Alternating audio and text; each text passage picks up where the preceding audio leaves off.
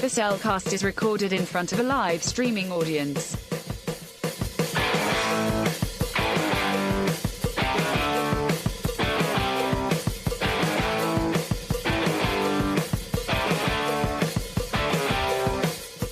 Hello and welcome to another episode of The Cellcast.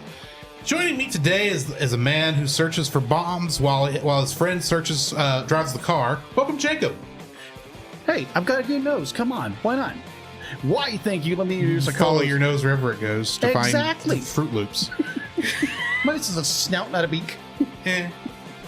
Why, thank you. Let me introduce our co-host, a man who, oh my gosh, if you didn't stop screaming, Cobra-lalalalala, I'm going to run my head into a wall. Welcome, Drew.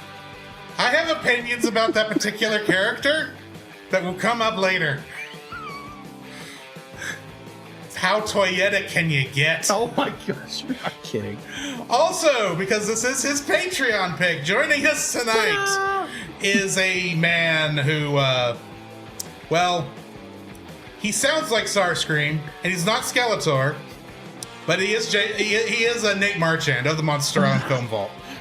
Yes, hello, Cell Nation. I am Nate Marchand, the host of such podcasts as the Monster Island Film Vault and Henshin Power V3, the founder of tonight's feast, and the destroyer of Jacob. I once was a man! No, seriously, all I have to do to wreck Jacob and derail this entire podcast is just say diabetic Skeletor. And we're already on that path tonight. Oh my gosh, yes. Again, I will draw that if you do a clip of it. If I clip that out. For those who don't know, go listen to my season premiere where these gentlemen joined me. Yes, Jimmy, I'm getting to that. It was over Ultraman The Adventure Begins, an animated Ultraman movie made by Hanna-Barbera, of all people, in same year as this, actually, if I remember right, 1987. And I brought them on because we're covering Ultraman movies on MIFV this season. The Ultra Journey is what we're calling it. And then the diabetes joke landed in the VeggieTales episode. Yes. We landed, I listened back to that episode and I'm like, I can follow the train of thought that got us here, but it's a very weird train. Yes. Release it as a special episode. It makes sense in context. Yes. In context, yes. A very long context. Oh my gosh. To the point where I actually forgot about it until I heard your episode. And then you talked about it. Oh, it's like at that point. You gotta still promote, right? Yes. But anywho. Self-promotion. That's what we do. That is, what are we watching today? Well, since this is Nate's patron pick, why don't you tell us what we're watching? Something action man, right? Action hero, action force, whatever. Action dude. He-Man and the saviors of the Autobots and Decepticons. Thundercats roar. I loved He-Man in Star Wars. Anyway, we're talking about G.I.Joe, the movie from 1987, because you guys already covered Transformers, movie. Mm-hmm. So you may as well talk. So, you guys got to talk about the other movie made by basically the same team with some of the same cast members that was on the sister show to Transformers. You may as well.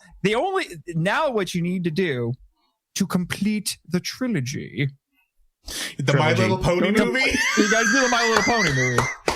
Well, later this year we are doing a My Little Pony movie, just not that one. But not My Little Pony the movie. No. Don't make me sponsor it. I've never seen it, never had a desire to see it. I have. To complete the set. I have seen it. I've seen more ponies than I care to mention. We're not going down that road just yet. Okay, Jimmy, I get it. Jeez. I didn't really... Seriously, you're a brony? Don't want to talk about it. All right. It's good to know that Jimmy enjoys the pretty pastel ponies, learning about the prestidigitation of companionship. What he said. Anyway. But yes, we are doing G.I. Joe. Jacob is not surviving this episode. No, he's not. We are doing G.I. Joe, A Real American Hero. I'm using the full name. The movie. Why don't we go ahead and jump into the spoiler-free section? Yes. Certified fresh and spoiler-free. Not only is this the first time I've watched this particular film, this is the first time I've watched anything related in any way, shape, or form to G.I. Joe. Which so I went into this baffles me. Absolutely and utterly, completely blind. The only thing I knew connected to this is A, Cobra Commander, because how do you not know Cobra Commander? He's everywhere on the internet. He's Discount Skeletor, for being honest. Wow. Whoa, wait, well, okay, Wow. I see where you're going with this. Wow, coming out swinging. And my only other knowledge of anything like this was on the website homestarrunner.com with the my Cheat God. Commandos. Cheat Commando. Which we've also Weird, reviewed. dude. So this is my only knowledge of any of this. And My gosh. And it's, let me just say, going into this blind, I was lost for, well, with the exception of the first couple minutes. I think that I was able to go gung ho on. I don't mean the character. Where is it? There you go. But I was lost for a good half hour going, wait, who is what now? I just like, which one of these is actually the main G.I. Joe? I know no one's actually named G.I. Joe. I half expected someone to be. Okay. Crash course in the hit. I know Duke. Yeah. But I didn't know who Duke was. Snake Eyes? G.I. Joe. I know Snake Eyes. Snake Eyes was in this. Yes. G.I. Joe is like Transformers. It's an ensemble Yes. show. In fact, I listened to the commentary. I watched this movie twice this week in preparation. One time with the commentary, and it was commentary by Buzz Dixon, and which I'm going to have to, depending on what your info and stuff and all that says, I may have to clarify some things there. But he was credited as the story consultant, but I'll just say it now. He basically says, like, yeah, the only reason I didn't get listed as a screenwriter is because Ron Friedman had a contract. Yeah, I know that made him credited solely as writer, but he said basically he wrote the final draft of the script, and almost nothing that Ron Friedman had came through, other than, I think he said, like, Nemesis Enforcer was the only thing that carried over. Yeah. Yeah. So he said that there were 86 speaking characters on G.I. Joe. And he said that was the largest cast of any cartoon other than Transformers. Yes. And he said later they were eclipsed by The Simpsons, which now has 300. Yes. And I will say, I am not reading every cast member on this. I did narrow it down because otherwise we would be here all night. Yeah. So it's an ensemble show. But if you're talking about here's your crash course in the history of the character, part of this I did not just find out until I went to an Army surplus store in my hometown and I found World War II era, like, instructional manuals. I am going to get into the whole where the name G.I. Joe came from. Okay, then never mind. We'll skip that because a certain person who was in this was in a movie from World War II about G.I. Joe. So we will get to that. Yeah, and fun fact, in the second live-action G.I. Joe movie, Bruce Willis played the original G.I. Joe. Yeah. All right. Yeah. Which was interesting. But so you went into this I went into this completely blind. I think I knew some characters from Osmosis besides Cobra Commander. Like I knew the Baroness on sight because I'm sure, how do you not know the Baroness on sight? I knew basically why each of the Joes was dressed up the way they were. I kind of knew that's like, okay, Cobra's the bad guys, the Joes are the good guys, and this is going to be America on at its greatest on television, basically. Yeah. This is the biggest army propaganda thing you could do at the time. Which we will, I have some things related to that to say. I will say that this isn't one of my dislikes. I list it as a potential dislike, but I won't use it now. This is not a self-contained movie. No, it is not. No. Now, I don't think you need to have seen as much of the show as, you don't have to have seen the entirety of the show before this. Just seasons 1 and 2. I would say no. There was only 2 seasons at this point. I would say if the you other seasons are after this, and we're by a different company. Yes. Yeah, I would say, which we'll talk about because boy howdy, because they. Yeah. The Deke seasons are a major step down, but I give them credit. They tried to follow up the movie. They didn't just do a reboot. They attempted to do a follow-up. It's a weird follow-up, but they did a follow-up. Right. Yeah. But so I would say if you had seen a smattering of season 1, if you had seen the 5-part season premiere of season 2, you would probably be able to follow this movie fine. I did not. This was the first thing I watched. And granted, that first 5 minutes, I was like on board. It's like, oh yeah, go Joe, all that kind of stuff. It's Yo-Joe. Sorry. Joe. Yo-Joe, Go-Joe, whatever. Right. Sometimes, some iterations, they say Go-Joe and it's stupid. Anyway. Yeah, either way. And then literally, like, the next scene, I'm completely thrown off by a credit that we'll get to. Because it's like, wait a minute, how does that work? I know exactly what you're talking about, and I can explain. I can explain, too, because I had to look it up. I paused the movie to look it up. Yeah. But I think I know why. Yeah. And like I said, we will explain. We will explain when we get to the cast list. Yes. But I watch it and go, okay, who are these people?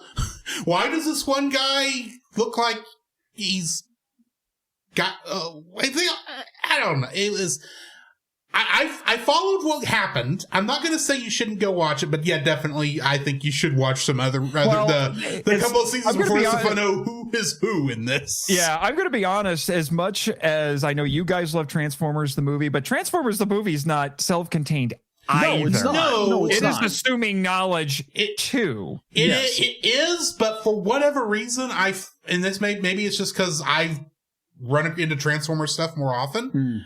I feel like culturally, through cultural osmosis, you would actually know some of this stuff, especially around the times we were reviewing those episodes, because we did have the Bayformers era stuff, and Transformers has been constantly on television almost for 30 years now, 40 years now. Like, it seems like every time I turn around, there's a new series of Transformers. Oh, yeah. Turtles is the same way. I have watched very little Teenage Mutant Ninja Turtles, but I know who all the characters. I know who all the main turtles are. But Ninja Turtles benefits from having a much smaller cast. It does. That is so true. Because don't ask me who half the villains are, but because I know very few. But this, I'm going into and going, okay, I don't like the first, like for the most part, I followed the scenes with Cobra at the beginning. But the next scene where they're at the BET and I'm laughing my head off because isn't that the Black Entertainment Television Network? I made that joke in my notes as well. Fun fact, according to Buzz Dixon, that was that. And it predates it, I think. But yes, it does. That doohickey was inspired by the work of Nikola Tesla. No, I figured that. But all these people are talking and going, I don't know you. I don't know you. I don't know you. Oh, you sound like that rhyming guy on Cheat Commandos. I don't know you. It's like, I got one. I followed one thing. It's like, all I know is like, you're a bunch of army men who are setting up this death laser, basically. Death laser. I'm sorry. I'm sorry. Wait. Wasn't that a Frieza move? that was Death Beam. That was Death Beam. Death Beam. But I would definitely say, as someone who went into this blind, did not know who any of these characters were, if you want to go watch G.I. Joe the movie, and you want to get past the amazing opening, you should watch the rest of some more of the other show just to know who these people are. Because for the most part, I was clueless. And I will admit from the first line of this, I was like out. So, oh wow, okay. I may not be the highest rating person on this episode. Perhaps. Some of you might be wondering why the heck in case you missed when I announced this, because when the last time I was on the show, I was like, here's my Patreon pick. Well, because I made you guys choose. Yeah. And you picked this one without knowing it. And I was like, why did you pick this one? There are kaiju in this movie. Yes, there are. There are. For all of a few minutes, but there are G.I. They are Joes there. fighting kaiju. Oh my gosh. Yeah. Snake kaiju. Bug kaiju. Worms. Yeah. I- The bug. That poor Good mantis. night. Oh my god. Oh, the poor mantis. We'll get to it, but that is one because this is a childhood favorite of mine. I don't know how many times I've watched it. mhm. It might be up in the 10 range. I'm not sure. One of the weirdest ways that I watch this is, believe it or not, they split this up into 5 parts They did. to show during the week on That TV. they with used to do that at the time. With brand new host segments featuring Sergeant Slaughter, Of course. who would introduce it and then do the preview for the next part, and then the show would be over. It was just, they just put it in rotation with Yeah. reruns of the show. It was wild. So That's how a lot of cartoons did stuff back then. so that was one way that I saw it, and then I've seen it since then. So- the uncut version. I own the Blu-ray. I will say the reason. The nice thing is the Blu-ray is actually in widescreen. Yeah. I watched it once on Tubi, and it's the standard def version that's letterbox, which is the version I watched.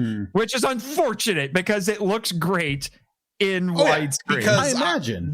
I found the opening on YouTube, which is ripped from the Blu-ray, and it's like, why is this not the version that's on Tubi? Well, the weird thing is that the Shout Hasbro? Factory set that I have, which miraculously came to me undamaged because Shout Factory's quality control is the worst. Tell me about it. It included the DVD version, and the DVD version, for whatever reason, even though it has all the same special features but it has a different menu, that's in full frame. But the Blu-ray is wide. I can understand that situation. Yes. But to explain why I never watched G.I. Joe, it just never came up on TV when That's I was fair. watching. I was a little We talked old. about this during the retro cartoon episode we did. I was a little old for the I was a little young for the show when it aired because I wasn't born, Fair. or I was just barely born. And by the time we got to the 90s, I don't think any G.I. Joe was on TV at the time. No, they were showing G.I. Joe reruns. Extreme, yeah, there were Right. reruns. And then G.I. Joe Extreme in the mid 90s. That didn't last Right, long. but that's in that weird era where it's like, well, there was nothing new, and that probably was something more interesting on another channel when it was on television. So yeah, and I just never got around to it, and I've still yet to even see the live action movies. Oh, okay. I didn't I wasn't not having nostalgia for G.I. Joe. I wasn't exactly in a hurry. fair. And then you see that it's Michael Bay, or in the style of Michael Bay. It's not Michael Bay. But it's in the style of the Bayformers. No, it's not. Not really. The first one. Well, it came across that way. Yeah, Rise of Cobra was a massive disappointment for me. Despite the fact that they had some brilliant casting in it, they did weird stuff with the characters. Right. So Agreed. it just was never on my radar. Christopher Eccleston was Destro. That should have been brilliant, but it was not. And Wait. Don't you mean it should have been fantastic? Yes, fantastic. Thank you. Thank you very much. Continue. Yeah, and then the sequel, Retaliation. It's better, but they try to basically sweep the first movie under the rug, and they don't do it very well. And then I felt like they missed out completely, again, with their casting, because they cast Dwayne "The Rock" Johnson as Roadblock, that's the guy who speaks in rhyme. Yeah. And The Rock would do that when he was a professional wrestler. Sometimes he would speak in rhyme. I'm like, this is perfect casting. He does it in one scene and never does it again. Yeah. Because the writer probably thought it was stupid. And when he did it, he was quoting song lyrics. I was like, talk about wasting what you have right there. What it's just it disappointed me. Yeah. So let's go ahead and move on. But I will say this, and maybe I'll sponsor this sometime. The best G.I. Joe anything I've ever seen is G.I. Joe Resolute, which was a web series of like 3-minute episodes that got edited together into a complete movie. Ah. Absolutely fantastic. Gotcha. Jacob, what are your spoiler-free thoughts? All right, so spoiler-free thoughts for G.I. Joe, the movie. I grew up a G.I. Joe fan, Yo Joe. I watched this all the time with Transformers, with Thundercats, Ho. That was my childhood. Like every weekday, weekend, what have you, watch this. I remember watching this as a very young child. I think we rented this because my baby brother was having eye surgery, and we rented that along with He-Man and She-Ra Secret of the Sword on the same night, I think. Mm-hmm. And we've reviewed that too. We have. I enjoyed this movie when I was a kid, because I think we watched it twice as a kid with children, and I enjoyed it. I thought it was a little bit odd. I was like, okay, this is cool. It's G.I. Joe. Okay, this is awesome. It's got the greatest opening ever for an animated movie ever. And then I watched it for this review. And again, great opening. I knew most of the characters. I can remember most of them. And then you start getting into the story where two plot lines, which probably shouldn't work together, really don't work that well. I watched it and I was like slightly disappointed. Just to be honest, I was I was slightly disappointed with how executed it was, because I understand they had two obligations they had to do with Cobra-La, and all this other stuff had to make it make sense.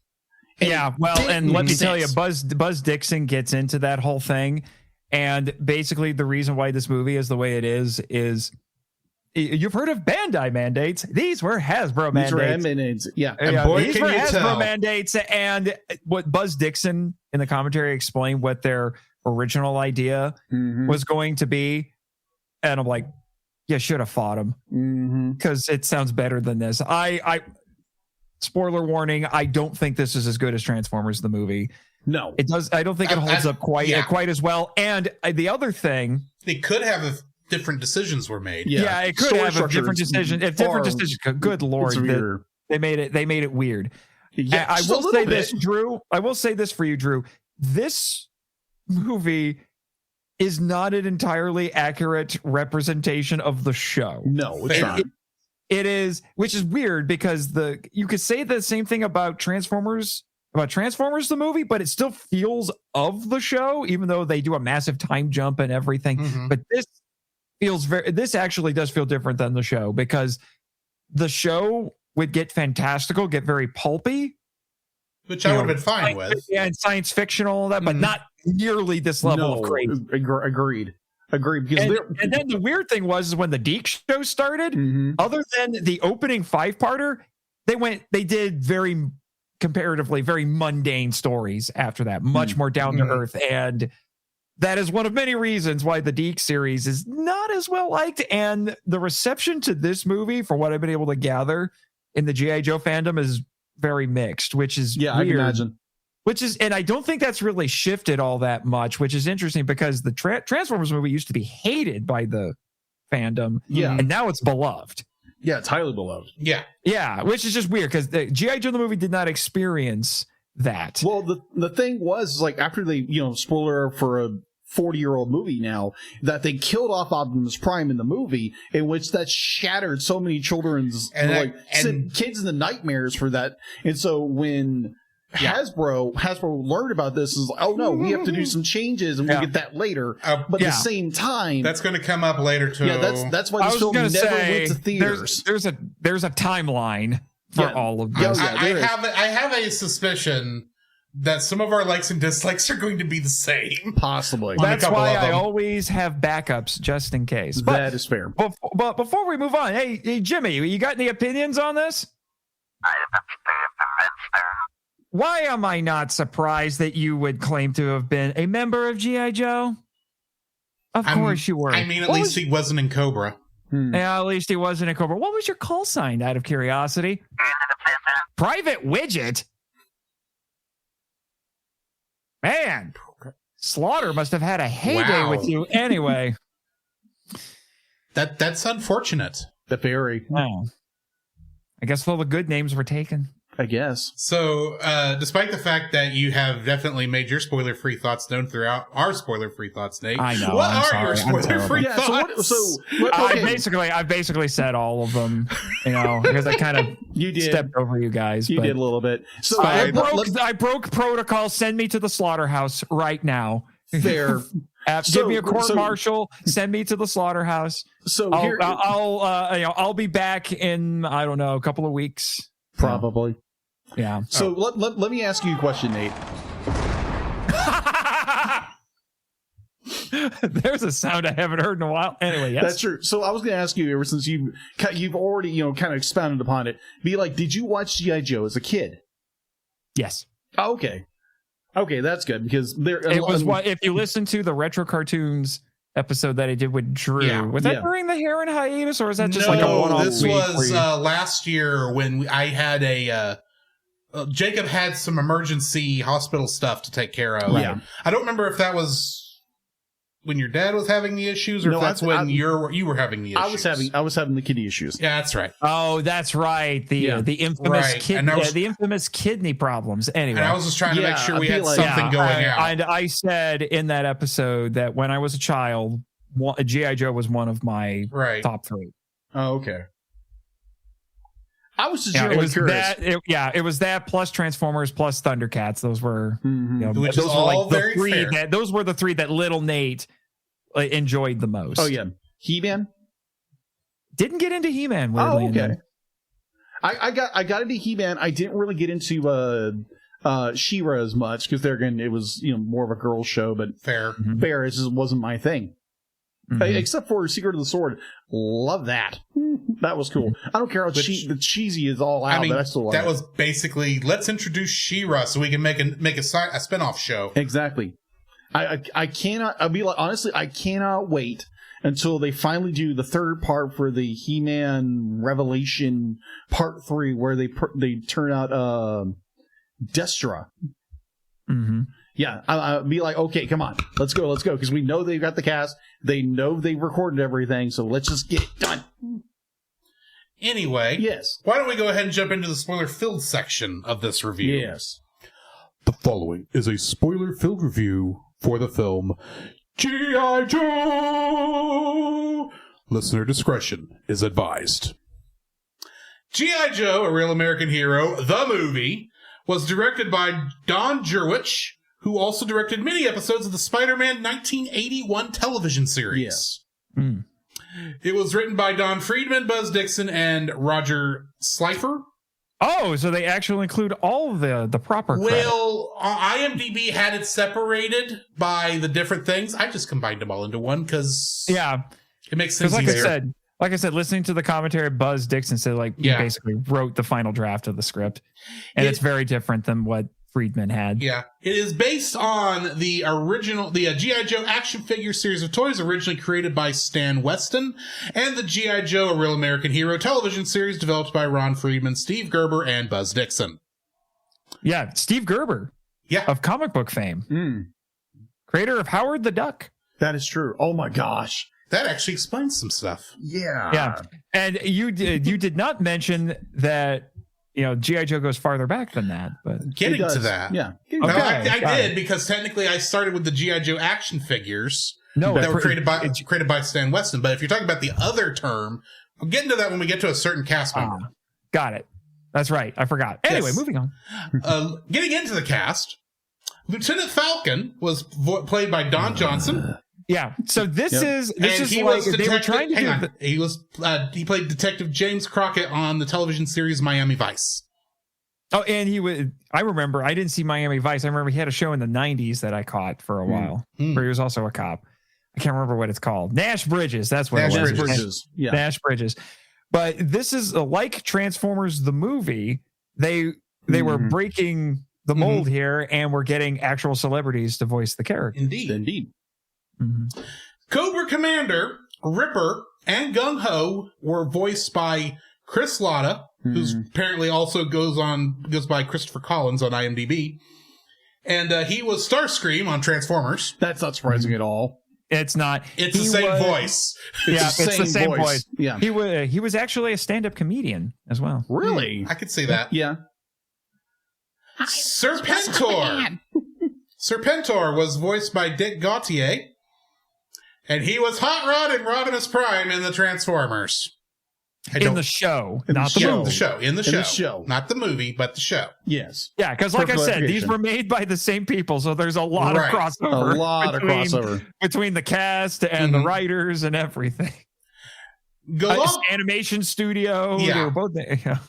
Globulus was played by Burgess Meredith, Oh, yeah, that's right. who was Amon in Clash of the Titans, Mickey in Rocky, and the Penguin in Batman 1966. And that was like, oh, this will hopefully make Drew happy. Maybe. I mean, he was, from an acting point of view, one of the brighter spots of this film. I looked him up really quick, and he's considered to be one of the most accomplished actors of the 20th century. But that's true. apropos to this, he also played the character of Ernie Pyle in the movie The Story of G.I. Joe from the 1940s about that took place about the actual soldier. It was a docudrama basically about soldiers in World War II. Oh. I did not know this. That is where the term, G.I. Joe comes from the term, the slang term used for soldiers, because it would be General Issue Joe. Yeah. And that was made popular outside of the military by that film. Yeah, well, I also know I was going to bring up, I was at an Army surplus store in my hometown, and I found these instructional manuals, World War II era, that were given to soldiers, and there was this soldier character who was supposed to, because they had these little illustrations, and it was explaining how, you do certain things when you're in the Army or whatever, and the character's name in those manuals, and it said it on the current cover, was G.I. Joe. Yeah. Fun fact for that. And Burgess Meredith actually was in a bunch of the GI training videos back during World War II too. So and also a fun fact: most of those manuals and pamphlets were drawn by Disney artists. Yeah. So there's all this connective tissue. Yeah, connective tissue. A lot of them. Jinx was voiced by Shuko Akune, and this is not the 90s ER show. This was an 80s one. Oh, okay. She played Maria Amardo. Duke, Zammot, Lift Ticket, and Blowtorch were voiced by Michael Bell, and he was Prowl in The Transformers. Nice. I met him at a convention. Really? Sergeant Slaughter was played by Sergeant Slaughter, and he was Sergeant Slaughter in WWF. Yes. Literally, that's all that's his entire career right there in one line. This was the line that confused me when I saw it. All right, here's my personal interpretation. By the way, his real name is Bob Remus, by the way. Yeah, it's Bob Remus.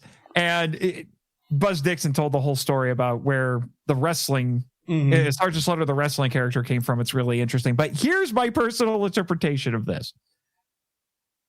I think what they're saying is that this is Sergeant Slaughter, the wrestler, playing Sergeant Slaughter, the G.I. Joe character, because they are not exactly the same. No. That's true.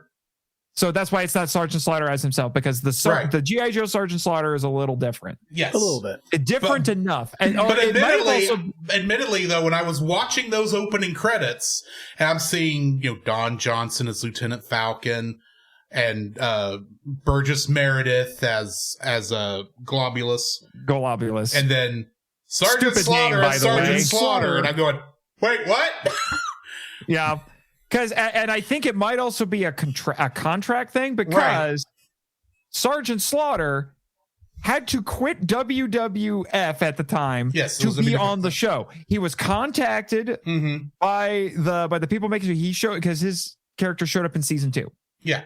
So they contacted him and said, hey, we want to make a toy out of your wrestling persona and have you on the cartoon. He wanted to jump at it immediately. He's like, I want to do this. Right. But WWE wouldn't let him do it unless you can't do that while you're wrestling. So he quit wrestling while he was on the show so he could be in the toy line and be on the cartoon. And it was all because WWE had licensed their toys to a different company other than Hasbro. That makes sense. But that does bring up an interesting question. That's how dedicated he was to this. That does bring up an interesting question, because I know that Dwayne Johnson cannot be credited as The Rock unless WWE signs off on it. Yes. He has to be credited as Dwayne Johnson. So how did he get away with still being Sergeant Slaughter? How much did Hasbro pay WWE for that? That I don't know. I don't know the legalities of all that, but that's I think that might have been a contributor to it. But I also think as they're making a distinction, it's like the wrestler and the G.I. Joe character are not exactly the same. Right. They're very similar, but they are not the same. Right. Beachhead was played by Bill Calloway. And the thing he is on the most as a single character was on the Smurfs as Clumsy Smurf. Okay. Alrighty. I couldn't pass that one up. General Hawk was played by Ed Gilbert. And on Tattooed Teenage Alien Fighters from Beverly Hills, he played Emperor Gorganis. Oh my gosh, I keep hearing Who about was that. the main villain in the travesty of Tokusatsu? Yes, he was. And that's probably the only time I'll get away with talking about Tattooed Teenage Alien Fighters from Beverly Hills until we get to that one episode of Dragon Ball Z Abridged. Oh my gosh, yes. I've heard of that. Oh yeah. Really? Go on? People. You do not understand. It's the worst one. It's the worst Power Rangers clone. Out of all of the attempts to cash in on Power Rangers. It's the very worst one. Worst. Which is saying something. It was completely American produced, and they clearly had no idea how to make Tokusatsu. No. Clearly. Anyway. It hurts to even think about it. And the insane thing is, I saw the DVD set for that show jump from dirt cheap to one kidney. Almost overnight. So makes you wish you bought it when it was dirt cheap. So here's the question. I thought it was overpriced when it was dirt cheap. Yes, but now you could have had a pretty penny. That is true. That is true. So here's the question. Be like, would you rather have that or Masked Rider?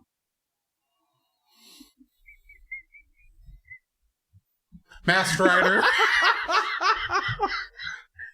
I'm sorry. I pulled a Jimmy. I'd rather have Kamen Rider Black.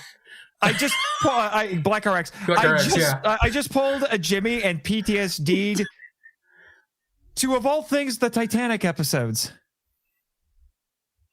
Yes. Furbus will do that to a person. Yes. My brain is still reconstituting, so moving right along. Dig-a-doom, dig-a-doom. Roadblock was played by Kenny Holliday, and he was Tyler Hudson in Matlock. Oh. Big Lob was played by Brad Sanders, and he was Tequila in Tequila and Benetti. What? I don't know what it is either. Okay. This was the basketball player guy in the New Recruits. Oh my gosh, him. Yeah, that's right. Destro was played by Arthur Bernhardt, and he was Devastator in Transformers. Yes. Again, a lot of crossover. Pythona was played by Pythona, whatever. Was played by Jennifer Darling. And she was Irma Langenstein in Teenage Mutant Ninja Turtles. Oh my gosh, I can't. How did I not pick up on that? Yeah, you're not kidding. Oh my gosh. In my defense, I had to look up who she was. Because I remember this person who looks like they escaped Alvin and the Chipmunks. And turned into a human. You're telling me this woman had such range, she could play the mousy little office girl and a reptilian femme fatale. Yes. Wow. Law was played by Ron Ortiz, and this is his only credit. Poor guy, because it's very obvious they were setting up for these characters to continue, and it didn't until another show, and they didn't. I bet you they didn't use these characters. Yeah, and spoiler warning. I think this guy never got another acting role in his life. Well, I'm just thinking it's like I don't think any of the characters introduced in this movie ever came back. And irony of ironies, as we'll get into, a certain character who was supposed to die, who doesn't die. Yes. Even when they even when Deke did its revival and it made ostensibly made seasons 3 and 4, he's hardly in it. That is true. So true. It is so weird. It is so weird. Agreed. Continue. Dr. Mindbender was played by Brian Cummings. And do you remember on all those 90s Disney trailers? Oh my gosh. The voice would say, coming soon on Disney DVD and all that kind of stuff. That's that guy. Cummings. That's that guy. That's Brian Cummings. Brian Cummings. Wow. Like, is he related to Jim? I don't think so. Okay. The Baroness was played by Morgan Lofting. And she was Aunt May in the 1981 Spider-Man cartoon. Oh, wow. Spider-Man and His Amazing Friends? That's the second person who... No, the one before that. Oh, okay. No, not in it. The director worked on it. That's okay. Anyway. Xandar, Nemesis Enforcer and a Scientist, was played by Peter Cullen. Of course, he was Optimus Prime in the Transformers. The voice of But he's the voice of King Kong in 1976 as King Kong, and he was uncredited. I had to get that in there before you said it. And he was the Predator. So there you go. There you go. He was basically one of the voices of my childhood. Fair. So I do have to say, like, you did miss one of the characters as a child I loved to death. Scarlet. I don't remember Scarlet in this. Scarlet's in it. Oh, Scarlet's in it. She doesn't talk. She says one you thing. You blink and you miss her. Yeah, she's barely in it, but like, oh my gosh, what are you doing? Because I mean, honestly, I had a crush on Scarlet when I was a kid, like a little kid. Okay. I don't remember Scarlet as much as I do Lady J for some odd reason in the show. Okay, I know who you're talking about now that I've got a picture of her. The redhead with the crossbow. And yeah, she barely has a role in this. Yes. Like Major Blood, one of the Cobras, is only in the opening. Yeah. Fair. It just disappears. Just disappears. Completely understandable. I was going to be nice and bring it up, but I can't find it fast enough. No worries. Kingdom Hearts Connections. Yes. How many we got? Yeah. Nate? With this large of a cast, albeit it's like 15 years before Kingdom Hearts even started. Not that matters, but continue. Yeah, maybe. 3. Jake? 5. Good. 5. Okay. Anyone in the chat? Artsy says 3. The answer is 1, 2, 5. 30, sir. Eat it, Roy. The answer is 4. 4. Okay. 4. How did that was not planned? And the fun part of this, I haven't mentioned any of their names yet. Oh, I'm not surprised because one of them was Frank Welker. It's from that extended past. Frank Welker, who was Torch and Wild Bill in this. Oh yeah, I forgot. Yeah, he was in Kingdom Hearts. That's at least one. He's Abu and Experiment 221 Sparky in Kingdom Hearts. That's because half of this man's career is voicing animals. But the fact that he's only has 2 roles in all of Kingdom Hearts is crazy to me. Rob Paulson, surprise, was Snowjob in this. And he has like 2 lines. He was Jacques and the Grand Duke in Kingdom Hearts and Gray Fox in Super Smash Bros. Ultimate. Because Smash Bros. Ultimate is a Kingdom Hearts game. Corey Burton, who was Tomax in this. In Kingdom Hearts, he played Captain Hook, the White Rabbit, Doorknob, Flotsam, Jetsam, Diz, Ansem the Wise, Dale, Yinsen, Master Control Program, Santa Claus, Sark, Shan Yu, the Peddler, and the Magic Mirror. Whew. So half the cast. Got it. No, that's not even half the cast. That's maybe a 30-second. He picked up a lot of roles that the celebrities left when they decided not to return. Right. Like Christopher Lee. His 2 roles. Continue. Lastly, Greg Berger, who was Motor Viper in this. I have no idea who that was. He is Eeyore in Kingdom Hearts. And that brings me to... You know who else he was? Who else? Who? Me, Grimlock. Yes, he was Grimlock. He was Grimlock. And I have met him too. And that brings me to the end of the Kingdom Hearts connections. Jacob, what do we got in info and stuff? All right, so info and stuff. IMDb has a 5.7 out of 10. Rotten Tomatoes is a 33 and its audience score is 50. Wow. You can rent it on Amazon Video for $3.99. Physical media, you can buy it for $18.99. It's a 4K digital Blu-ray on Amazon Prime. Wait, Let me ask you this. Wait, there's before you go on, hang on. What? On the Amazon one, now, is that the version you watched? No. You watched the Tubi like I did. Maybe. So you don't know if the one on Amazon was widescreen or no. This is the info on Amazon. This is Amazon. This is the information I looked up. So okay, that's why I was. If it was the widescreen, that would be the one I suggested. Are you talking about streaming or the Blu-ray? I'm talking about purchasing. Oh, I thought you were talking about the digital version. I'm sorry. Physical media. I was like, it's a Blu-ray, right? It's $3.99 on Amazon. Okay. All right. So production was Paramount Pictures, Sky Glass Entertainment, Hasbro Studios. Hang on. Distribution. Is this the Rise of Cobra? It might be. Because Paramount was you not involved in I was this. like, how does this have a 4K? There is no 4K. You're lucky there's a 1080p. You're welcome. I was like, Thank you, okay, Paul. you know what? That was the best one you've ever done because the numbers that you had were reasonable. They the were. giveaway was the 4K. For me, it took until he said Paramount Pictures, and I went, now wait a minute. This never went to theaters. No, it didn't.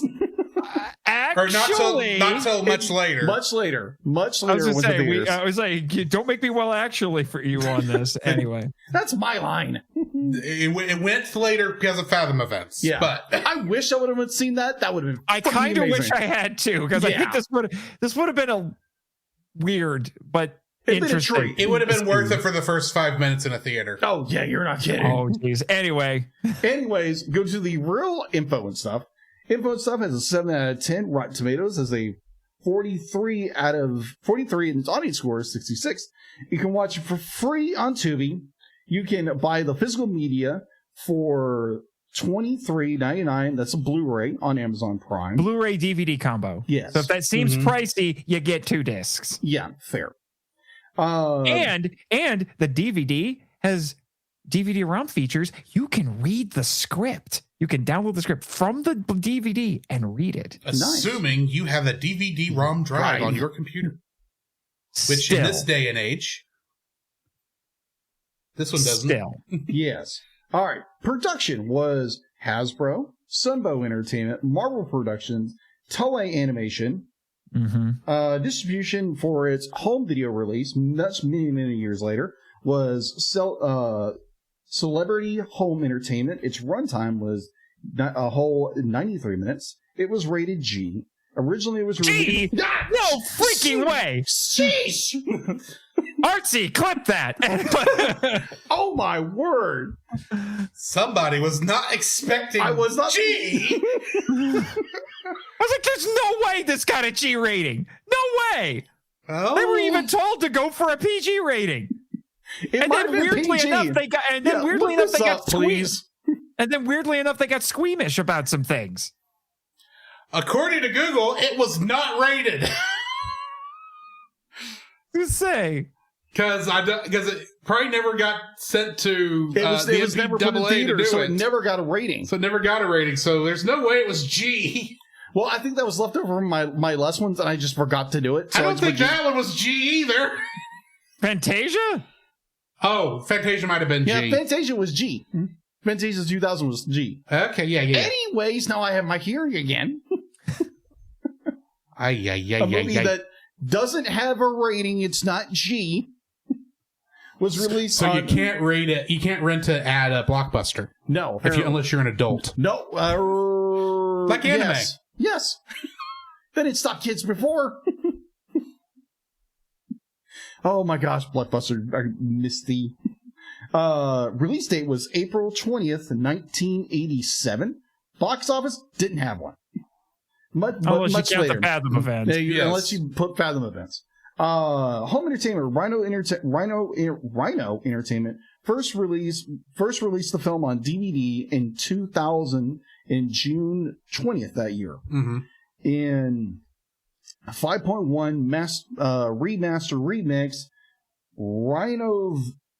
Rhinoscopic Sound, which contain bonus features. Shout Factory released the film a remastered special edition DVD Blu-ray on July 27th, 2010, featuring audio commentary as Nathan has spoken of before.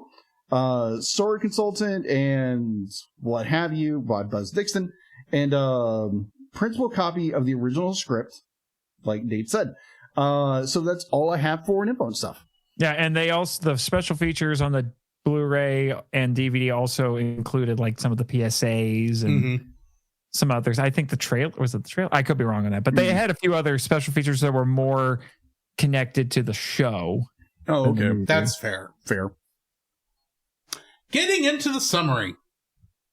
While Cobra Commander and Serpentor blame each other for each other's stewardship of Cobra as the root cause of their organization's failures, Pythona, a woman from the secret civilization Cobra-La, infiltrates the Terrordrome. While there, she reveals to Serpentor that Cobra-La was responsible for inspiring Dr. Mindbender to create him through dream manipulation.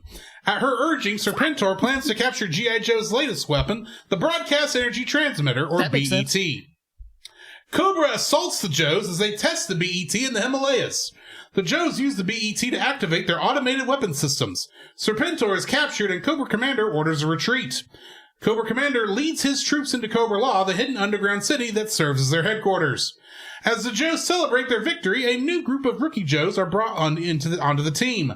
The newcomers include the allegedly clumsy female ninja Jinx, military police officer Law and his dog Order, former basketball player Big Lob, EOD specialist Tunnel Rat, and undercover officer Chuckles, and Duke's reckless half-brother, Lieutenant Falcon, who is a Green Beret.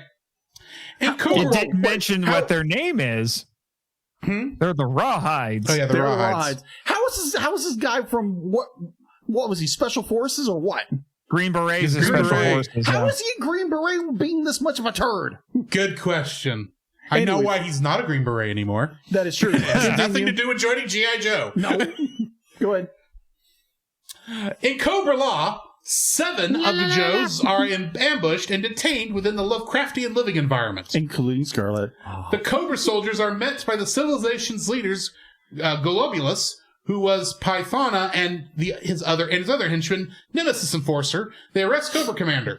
While there, Cobra learns about their history. 40,000 years ago, Cobra-La was a prehistoric civilization that ruled Earth. However, the Ice Age, the evolution of humans, and their development of scientific technology resulted in Cobra-La survivors being forced into caverns within the Himalayas. Cobra-La rebuilt their society in secret as centuries passed. Globulus vowed to destroy humanity so that his people could reclaim the Earth. He eventually discovered a nobleman who was working on biological weapons. The nobleman later became Cobra Commander, charged with conquering the world for Cobra-La. However, Cobra Commander left out the part about how he scarred himself with his own experiments. Exactly. However, Cobra Commander's repeated failures caused Globulus to use a psychic motivator on Dr. Mindbender to create Serpentor. Meanwhile, a disguised Zarana uses Falcon to infiltrate Serpentor's holding cell. Falcon is put on guard duty by his older half-brother Duke. Did you say Falcon or Serpentor? Falcon is put on guard duty of Serpentor's holding cell. Oh, okay. And we know that's going to go well. Yeah. By his older half-brother Duke as a punishment for skipping the training earlier. Yeah, that's why he was on that. Not because he brought in Zarana to the base. He didn't know it was Zarana. He just thought it was a cute blonde. That's fair. Still should not have been allowed anywhere near that base. Obviously, it shouldn't have been allowed, but he did not know that it was an enemy agent, or that that's the why bad guys he was would on do guard all duty. It had nothing to do with him skipping training. It was all about that. Ooh la la. Yeah. And then everything he said, oh yeah, there's no way they'd be able to do it unless they do XYZ, as we watched them do exactly that. Yeah, exactly. Yeah. It's like, agent. Falcon abandons his post to flirt with Jinx, while the Dreadnoughts and Nemesis Enforcer free Serpentor, injuring Alpine, Bazooka, and Gung-Ho in the process. General Hawk lectures Falcon on dereliction of duty and confines him to his quarters until court-martial. In Cobra-La, Cobra Commander is tried, and Globulus reveals his plans to launch spore pods filled with mutated spores into space and use the BET to hatch them, thus dooming humanity. He punishes Cobra Commander for his repeated failures following his trial by exposing him to the spores, which transform Cobra Commander into a giant snake. He flees and makes his way to the Joe's camp with Roadblock. Convinced by Duke to spare Falcon from harsh punishment, General Hawk reassigns Falcon to the Slaughterhouse, where he is to be retrained by Sergeant Slaughter and his renegades, consisting of ex-Viper Mercer, former basketball player Red Dog, and former acrobat Taurus. On a weaponless recon mission in the Terrordrome, the five learn of Cobra's plans and that the Baroness has discovered the location of the BET. As Falcon and the others destroy the Terrordrome, Cobra launches an assault on the Joes. The Joes launch a counterattack on Cobra, but the BET is stolen. Serpentor attempts to kill Falcon, but Duke intervenes and falls into a coma. Falcon, the Renegades, and the new recruits head to the Himalayas to stop Cobra-La. The G.I.Joe team is led to Cobra-La's lair by Cobra Commander. The new recruits prove themselves valuable soldiers as the Joes rescue their captured teammates. Falcon, Jinx, and Sergeant Slaughter confront Globulus, Pythona, and Serpentor. The ensuing fight culminates in Jinx and Slaughter sending Pythona and Nemesis Enforcer falling to their apparent demise. Finally, Falcon sends Serpentor out of Cobra-La and reconfigures the BET to incinerate the spore pods in space and destroying Cobra-La as Globulus escapes. Immediately following the battle, the strike team receive news that Duke has come out of his coma and is recovering. Did I mention this movie is nuts? You're not kidding. Getting into the trivia. This movie's opening sequence with the G.I. Joe soldiers saving the Statue of Liberty from the Cobra invaders was originally intended to be the climax in earlier drafts. Oh, that is contradicted by Buzz Dixon. Buzz Dixon said that this opening was not in the script at all. It was added because the animators wanted an action opening. Fair. Well, because it has nothing to do with the rest of the movie. It has nothing to do with it, but apparently, according to the trivia I got, it was in an earlier draft. But anyway, that must be some early trivia. Yeah, the director and storyboard artist decided to salvage it and turn it into the film's opening so newcomers could understand the premise of the series and to justify Serpentor shouting at his underlings in the following scene, as in the final drafts of the script open on Cobra Island, and Serpentor shouting at them for no discernible reason. Mm-hmm. Fair. But yeah, I could also see them adding this in at the last minute because this seems to be where most of the budget went. Yes. At least what I saw. When Sergeant Slaughter uses the term ditty bag to illustrate Lieutenant Falcon's pass or fail, ditty, spelled D-I-T-Y, is military jargon for do-it-yourself. When a soldier outprocesses from an installation for discharge or another assignment. I did not know that. Wow. Buzz Dixon was a story consultant on the show. Occasionally would write some of the episodes. He also worked on the Deke show. Mm-hmm. And part of the reason why he was brought on is because he was in the Army for 6 years. That makes sense. So he understands how the military works, which is why, as crazy as G.I. Joe would get, where it's like, it's like an animated 80s action movie for children, there's a ring of truth to it because they actually talked to people who knew. He was their military consultant, and Larry Hama, who created the comic books, was also a veteran. So that's how he was able to bring a semblance, a verisimilitude. He was the big literary words. Indeed. The movie was being produced by the same company and at the same time as The Transformers, the movie, 1986. This has been agreed that both movies would suffer the loss of their lead heroes, Optimus Prime and Duke. Production had begun on G.I. Joe first and was thus expected to be released first. During the production of the two movies, G.I. Joe got held up while Transformers finished production. Release dates were changed, and Transformers got a theatrical release in 1986. Optimus Prime's death sparked some controversy. And caused the writers to change Duke's death to a coma. Oh my god. G.I. Joe never got to the theaters and was released to video instead. Had G.I. Joe been released first, there's a good chance Optimus Prime might have survived that movie. However, according to story consultant Buzz Dixon, if you watch the Duke goes into a coma sequence, and I do agree with this, with the volume turned down, it's obvious that Duke actually died at the end of the scene. Yeah, and it's very obvious. And in his commentary, when we got to that part, he proceeded to quote a long passage from the famous Monty Python Dead Parrot sketch, replacing the parrot with Duke. It was gold. Also, he had, I'm sure you'll get to the, some trivia about the name Cobra-La, but he had That's actually the next one. Okay, get to that, because he had a funny nickname for Cobra-La in the commentary. The name Cobra-La was not intended to be in the movie. Oh. The writers planned to replace this name when they came up with a better name, but Hasbro fell in love with it. Oh my gosh. Yeah, it was a placeholder name. Hasbro! It inspired by Shangri-La from Lost Horizon, the novel, and they weren't gonna, it was like, oh, it's just a placeholder name. But for some odd reason, Hasbro loved it. So in the commentary, Buzz Dixon said, well, I probably should have used a different name that they wouldn't have liked. And the thing is he would catch himself not doing it, so he would correct himself, and then sometimes he would remember to do it. So throughout the commentary, he referred to Cobra-La as Granny's Body House. This is entirely why, whenever you're working on a creative project for somebody else who does not have a creative bone in their body, never give them a good name, a half-decent name. Give them something that is absolute garbage that no one will like, or at least try to come up with a better name, because they might use it. That is true. Yeah. Buzz Dixon also said, you'll hear bits of it. I don't know if this is in your trivia or not. Is there anything in there about the trills? The trill sounds? Okay. You mean the things that sounded like Afghani terrorists? Yes, they're minions. He wanted them to sound like really high-pitched, make high-pitched trill noises. He compared it to he said in Lawrence of Arabia, there are Arab women who would make noises like that, but he said we never could get them to quite do it.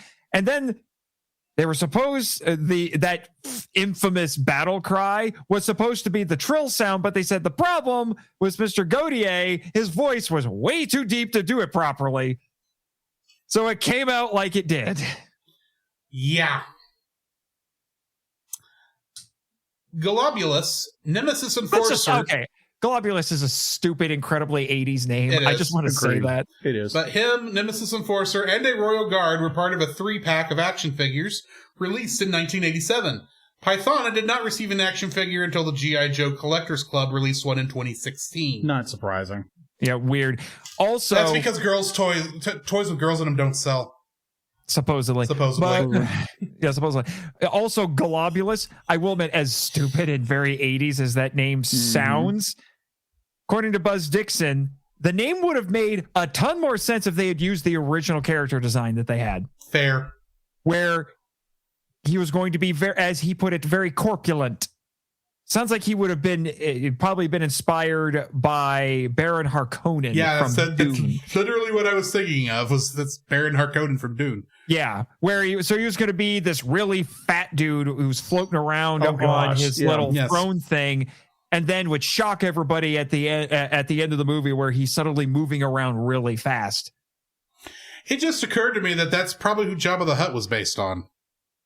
Baron Harkonnen? Yeah, probably. Wouldn't surprise me. So it just crossed my mind. Sorry.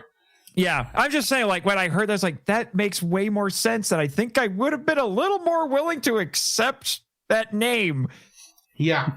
Nice job. I give Burgess Meredith credit. He really sells that character. He sells that character. Burgess Meredith always goes 110%, no matter how stupid the role is. That is true. Yeah, but I'm like, that name, like, I can work with the other names. But Globulus, I'm like, come on. That sounds like something you lob that's gross and slimy. It's like it's like something a little brother throws at his sister, you know? After Duke yells at him, Falcon tells him he's an officer and he's pulling rank, which references the fact that Falcon technically outranks Duke since he's a lieutenant and Duke is a first sergeant. How? The only reason Duke can order Falcon around is because he's officially the second in command of G.I. Joe. That is true, but how? How's this goober? Why have they not promoted Duke yet? I have no idea. No, how did Falcon, who apparently is an imbecile, got the rank of that and actually outranks his brother? How? I don't know. By the way, Falcon is an officer and Duke is a infantryman. I'm aware, but how? Yeah. Anyway, there's stupid people in all things, but anyway. Yeah. Is there anything in your trivia about the character designs for the Renegades? No. Okay, I'll throw this in there really quick. They modeled the Renegades appropriately after professional wrestlers. That makes sense. That makes sense, yeah. Yeah. So in case you're wondering, so one of them, I can't remember all of them. The bald guy was modeled after the Iron Sheik. Okay. The Mercer, the ex-Cobra guy, was not a wrestler, but he was modeled after Dolph Lundgren. Oh, that makes sense. That makes sense. That Yeah. makes total sense. Yeah, and you could definitely tell once you know that.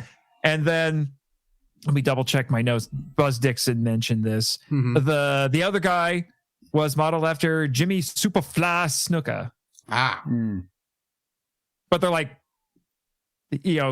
Sergeant Slaughter's a professional wrestler. We'll model the other guys after professional wrestlers. That makes sense. It does. Definitely fits his team. Despite being one of the new G.I. Joes and his file card describing him as a smooth-talking CIA undercover operative, Chuckles never says a single word in this movie. True. Which I think is the joke. But I can tell you right now, and this movie is probably one of the biggest testaments to this.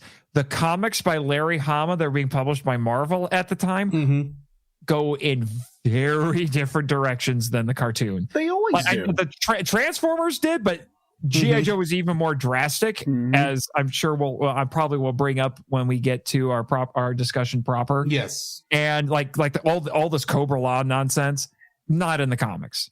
And in fact, I think that's a good thing. I think I read that the Cobra-La characters, I think Larry Hama snuck some sort of a reference to these characters just to make fun of them. Not surprising. If I remember right. And yeah, everything that this movie does is incredibly different, and the stuff that they did, a lot of the stuff they did in season 2, especially with Serpentor, Serpentor's in the comics, but he's different than he is in the show.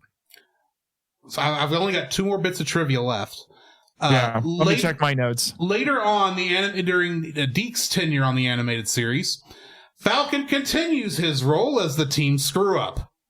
He becomes addicted to drugs peddled by one of G.I. Joe's enemies, the Headman, and has to go through rehab. Oh, yeah, I forgot about that. Oh, my gosh. It makes sense they would do that. It totally makes sense they would during the 80s. Lastly, this is the last animated film produced by Marvel Productions, which is now called Marvel Animation until Ultimate Avengers the movie in 2006, which we have reviewed. Yes. Yeah. All right. And we wish we hadn't. Yeah. I'll throw a few more that I got from the commentary for you guys. Okay. So there were actually 2 scenes in this movie that Buzz Dixon said, for whatever reason, once they got to storyboarding it, people got squeamish and they had them cut it. Or at least one was when they storyboard. I think the other one they had to edit. The scene when Zorana leaves and then takes off her disguise. She was supposed to be naked. She was supposed to be topless and see her from behind because Hasbro told them go for a PG rating. So they did that, but then they got squeamish, so they had to put in a magic swimsuit that appears out of nowhere. Yes, because that makes perfect sense when you're changing clothes. Yes. And there you can tell because they had to edit around it when Falcon is fighting Globulus and he grabs that little scepter thing that he has. Stabs him in the eye, in that artificial eye, but they had to edit around it. Yeah, that makes sense. They got squeamish for those, but not for all the other disturbing things that are in this movie. Right. I don't understand that. And let's see. Dixon said that the idea in this, when Roadblock gets blinded and has to cart Cobra Commander around, that was inspired by a screenplay idea he had that was inspired by a movie called The Defiant Ones that was about a white bigot who had to carry a crippled black man away from a forest fire, so they were completely dependent on each other. He never got the screenplay written, but he threw that idea into here. Because his idea was the bigot and the black man. Right. But the movie he was referencing was a little different. And let's see what other things that he mentioned. He claims, I don't know how this works, but he says that G.I. Joe is actually aimed at a slightly older audience than Transformers. But he says G.I. Joe was meant for 12-year-olds and Transformers for 10-year-olds. Okay. Weird. Seems about even money to me, but okay. Yeah. He also mentioned, because I was like, why in the heck are these guys, just to prove how tough they are, Because even action movies don't do this. Like, why are we raiding the enemy stronghold with no weapons? Yeah, that is one of the weirder moments in this. Yeah, but he said that that's not completely unfounded. He says during World War II, it was standard practice to send deep recon patrols without weapons behind enemy lines. And the reason they did that was so they wouldn't be tempted to use their guns and give their positions away. Okay, I could kind of see that. Yeah. But it doesn't entirely make sense in this one. No, this was more of a, we're the greatest fighting force that ever was. Ah, I'm Sergeant Slaughter. Yeah. we will have to talk about this, man. Yeah. Yeah. Also, the flashback lore dump sequence was he said twice as long in the script. They had to it looks like it was cut down. Yeah, they had to cut it down for budget and time. Right. So yeah, those are the most pertinent, I think, bits of trivia I got out of the commentary. Fair. It's a great commentary. The weird thing is, Buzz Dixon starts it off by saying, I will take responsibility for this, but I will not take the blame. And then proceeds to kind of poke fun at the movie, but he also said several times this was the best thing he was ever that he was ever associated with. So okay, dude, he doesn't really know how he feels about it. It sounds like so it's like he starts off apologizing, but then says this is one of the things I'm most proud of. Dude. So anyway. I'm going to mix it up a little bit and say, Jacob, what is your first like for this film? My first like for this film. It is the opening scene, which is probably where I think that's where all three of us are. I knew the opening. Good. I knew the opening was going to be on that. I have it as a potential like. I'm going to go with a different one because I always have backups. You're fine. But oh my gosh, the opening. The opening's spectacular. You have the angles in which they use, the animation. It's the best animation in the whole movie. You're not kidding. It's probably one of the best. Opening of films. You could just release this as a short film, and they could have just left it at that, and it would have been amazing. My dude, the only way that opening makes any sense, because it's not even like a James Bond opening where it's the opening gambit where it's here's a mission James Bond is on just so we can remind you how cool James Bond is, and it may or may not connect to the rest of the movie. At the very least, it'll be like James Bond comes home. Mm-hmm. It comes back to MI6 headquarters after being on a mission. It's like, here's another one for you, 007. It's not even that. No. This is completely separate from the rest of the movie. We have no idea why Cobra is attacking the Statue of Liberty. No. Other than the fact that it's an American icon, and why not? That's the entire reason. It's the whole reason. So, in my mind, the only way this opening makes any sort of sense, because even by Saturday morning cartoon logic, the bad guy, Cobra, is making some really questionable decisions. Why is Cobra Commander flying down there and planting a bomb? They could put it on a rocket. Well, it is Cobra Commander. He is kind of the, guy who makes all the mistakes. Say what you will. He was willing to go plant the bomb himself. That is true. Yeah. That was very bold for this sneaky leader. Yeah. But the only way that this makes any sort of sense in universe, and the same could be said for the opening of the show, because this is, I'm pretty sure, I don't know, I haven't read anything that confirms this, but I'm pretty sure this is a brand new rendition of the theme song. It is the same singer from the TV show. Yes. Mm-hmm. But it's an expanded version of it. It's a lot like the intro for the Transformers. It's meant to be an extended version. It is. But it's definitely a new band. It is new recordings too. It's just not a new band. That was something else I think I remember reading. This is one of the things that suffered when they had to change it and then send it straight to video. Mm-hmm. They were going to do like they did with Transformers the movie, where it was going to have a score that was going to be similar to Transformers the movie. And then they decided not to, which we'll get into that with potential dislikes. But the only reason that this opening makes sense in universe is that this is a recruitment video. They put this together to get people to join G.I. Joe. And you know what? Sign me up. How did they get Cobra to play along with them? That's what I'd like to know. Maybe they had actors. Very close actors that look exactly like these characters. No, I'm just saying this is a recruitment video to get people to join G.I. Joe. I would sign up. I was going with that maybe Cobra was trying to destroy the Statue of Liberty to hurt morale among the Americans. much like, or as a symbolic thing, much like future terrorist attacks, not that we're going to get into, did. But, and they got stopped by G.I. Joe because, of course, G.I. Joe was there. And that's why I thought it was doing it. And that's why Serpentor's like, Bumblers, we could have struck a mighty blow for Cobra. Yeah. But the script that Buzz Dixon worked on, he said that first scene, that when your synopsis started, like that was how his script, that was where his script started. That intro's not there. But you know what? This intro is brilliant. Yeah, it's I'm phenomenal. sorry. It's probably, 100% I mean, phenomenal. I have not like taken in the entirety of the G.I. Joe franchise, but given what I have seen of it, this might be peak G.I. Joe. Yeah. Yes. The intro to this movie is peak G.I. Joe. I mean, they could have used this for an army recruiting thing. Like yeah, that's what I mean. Like, this is a recruitment video for G.I. Joe. The actual army could have used this in the 80s to recruit people into the army. Easy.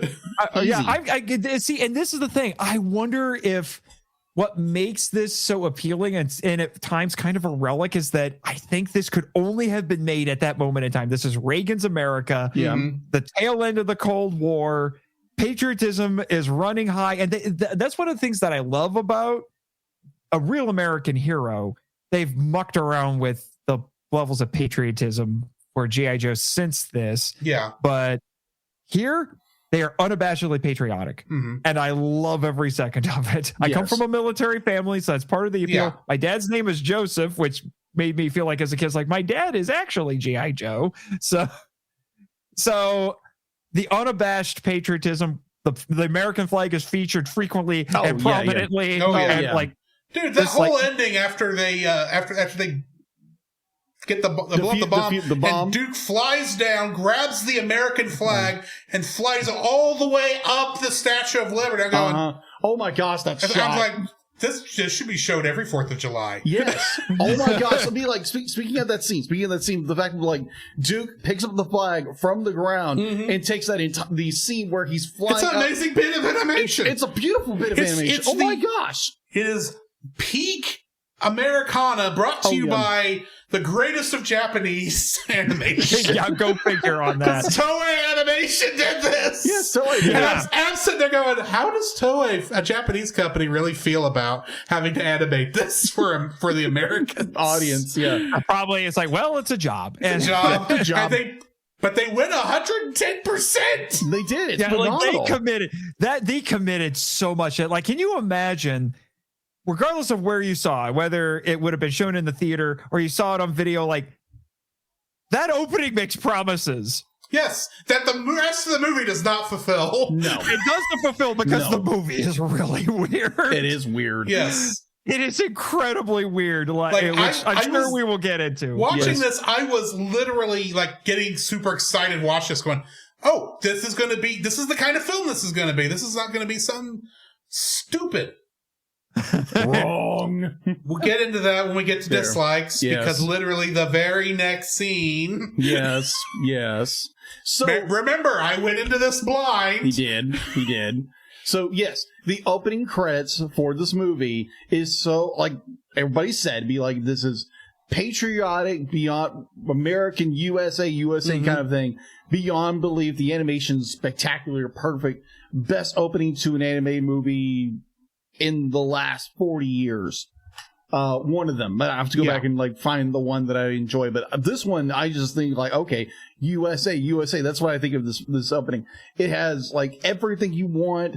Again, it's not contextual to anything that's going on. It's just more like we need something to pump the audience up, and they do. It does its job fantastically. So yes, the opening. And I think that opening, like they have like a gazillion cameos from both the Joes and Cobra who don't show up in the rest of the movie. Like I think I read somewhere in some trivia someplace that like there's only like 3 G.I. Joe characters who don't make some sort of appearance in this movie. So I'm gonna jump off of your first like, because this is my first like as well. Okay, but this is like you were saying, this is such a patriotic action back. Like, this gets the inner 12-year-old to stand up and go, yeah! Death to Cobra! It's like, because I'm sitting going, it's like, I haven't been this excited for the opening of a movie since I saw the Power Rangers jump out of a plane. So, yeah, I mean, this is just such a fun opening for this film. And I kept thinking, okay, if they can hold this, we're going to be golden. They didn't hold it. We'll get to that. We'll get to that. Nate, what's your first like for this film? All right, so I'm going to go with one of my backup likes since we've already talked about the opening, but I am going... I'm going to go with the animation. We've kind of sung the praises of the animation. Yeah. The opening, obviously, is where the best animation is. Yeah. Mm-hmm. But as much as I know we're probably going to rag on the rest of the movie, and as freaking weird as the rest of this movie is, as I've said, it is not a great representation of how the show is. No. Mm-hmm. But I appreciate the weirdness of it. There's a harshness to the movie with the style of it. It feels almost like it was ripped out of the pages. Yeah, I think the summary called it kind of like, what was it, like Lovecraftian at points. Very I feel like Lovecraftian. a lot of the art style of this could have been taken out of the pages of an 80s issue of Heavy Metal. Mm-hmm. Like, it has that aesthetic to it. This, grungy, dark, at points horrifying design and everything aesthetic to it, particularly in the Cobra-La sections. Not so much with the rest of the show, but definitely in those Cobra-La sections. Mm-hmm. And it feels like something that could only have been produced in the 80s. Because when I think of other 80s cartoons, and there's some similar aesthetics, I think of Thundercats has some similar aesthetics to it as well. And it's like, you could only have done this in the 80s when everything was hand-drawn. Any attempts to try to replicate something like this, there's something missing. It's too clean. It's too clean. That's really what it is. It's too clean. Yeah. And, there's some great colors in this. In fact, Buzz Dixon even said in the commentaries, like, I wish we could have seen more of Cobra-La. Or Granny's Body House, as he put it. He said, I wish we could have seen more. Yeah. Because it sounded like he loved the designs of it because it was so strange.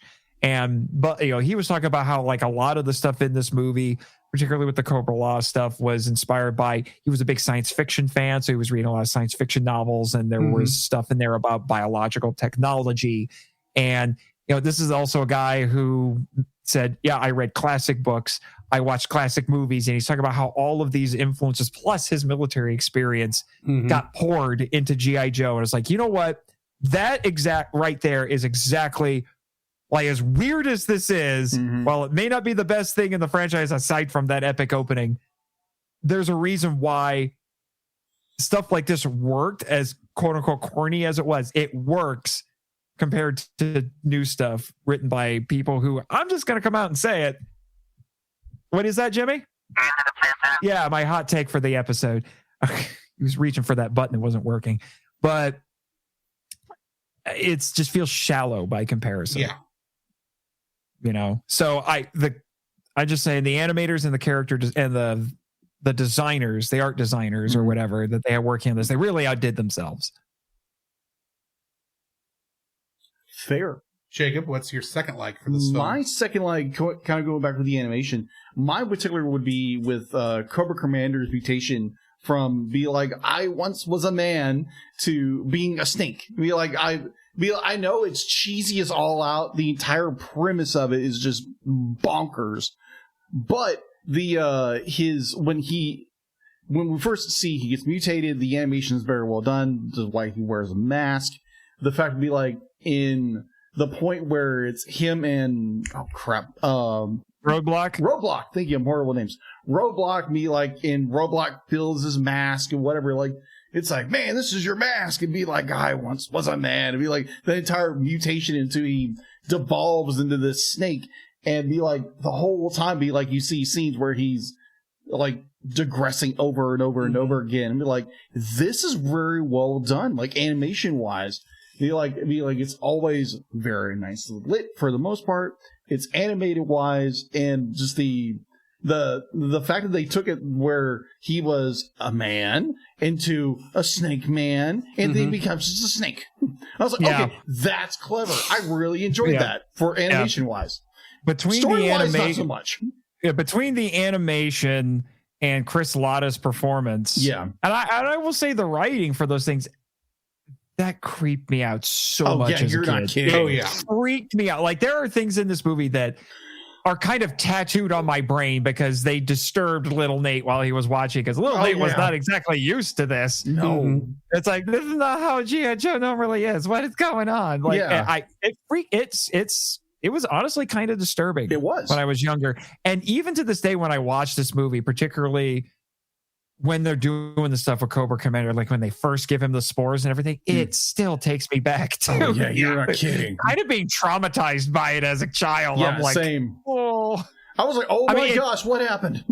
Yeah, it's like really. And weirdly enough, it actually makes Cobra Commander kind of a sympathetic character. So He does. On that note, my second dislike.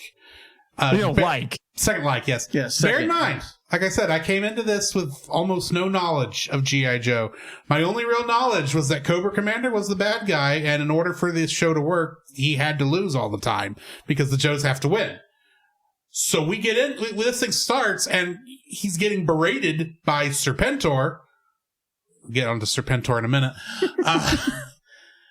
I'm thinking, okay, yeah, sure, it makes sense that he's been failing all this time, sure, but he's still the leader of Cobra. There's no way it's what he's going to do, and he keeps getting thrown under the bus by pretty much every single person in Cobra. And I was watching this going, where are they going with this? Because they're obviously setting him up for something. And then we get the trial of Cobra Commander. It's like in Cobra Law, in Cobra Law, and I'm going, wow, y'all really do. Y'all are really putting this character through his paces. Granted, I have no idea. I just know who this character is from an archetypal point of view. I don't really know who the character himself, because, I've never seen it. And then we go through this whole bit where he gets the spores and then turns into... Or first we get the flashback and we see why he has to wear the face mask. And then they make him breathe in the spores so that he slowly starts turning into the snake. And I'm going, wow, I feel sorry for this dude. Mm-hmm. He's the villain of the show. And I'm feeling sorry for him because as bad as he is, he does not deserve this. Yeah. No one deserves this. Yeah, to give you a little bit of explanation. And then the fact that he and Roadblock pretty much team up to get out of there and get back to the Joe's base. Yeah. And he does wow, this is actually a really cool plot point in this. That pretty much because they betrayed him, Cobra Commander is betraying all of Cobra because of what they did to him. Mm-hmm. Yeah. Yeah, the only thing that would have been cooler is if they'd have had Cobra Commander kill Serpentor at the very end. Yes. Well, he kind of does when he comes back in the No. When they do the Deke series, which was made 2 years after this movie. Yes. And they had a 5-parter called Operation Dragonfire that launched it. And it follows up on this movie. They don't ignore it. Yeah. At least for this mini-series. And Cobra Commander... Serpentor is still around, and Cobra Commander does get his revenge on Serpentor. Huh. But if it happened in this movie, that would have been kind of cool. And granted, they couldn't have because they were probably expecting Serpentor to come back in Sunbow's season 3. That never happened. If they had done one. And honestly, spoiler warning, it's kind of poetic because... Cobra Commander basically does the same thing to Serpentor. Turns him into a snake. Oh, nice. That's not much of a change. No, it's not. He's already got a snake in a, Yeah. We'll get more. However, the only part of the movie that the Deke show does acknowledge is that Cobra Commander got turned into a snake, and it basically ignores everything else. That makes sense.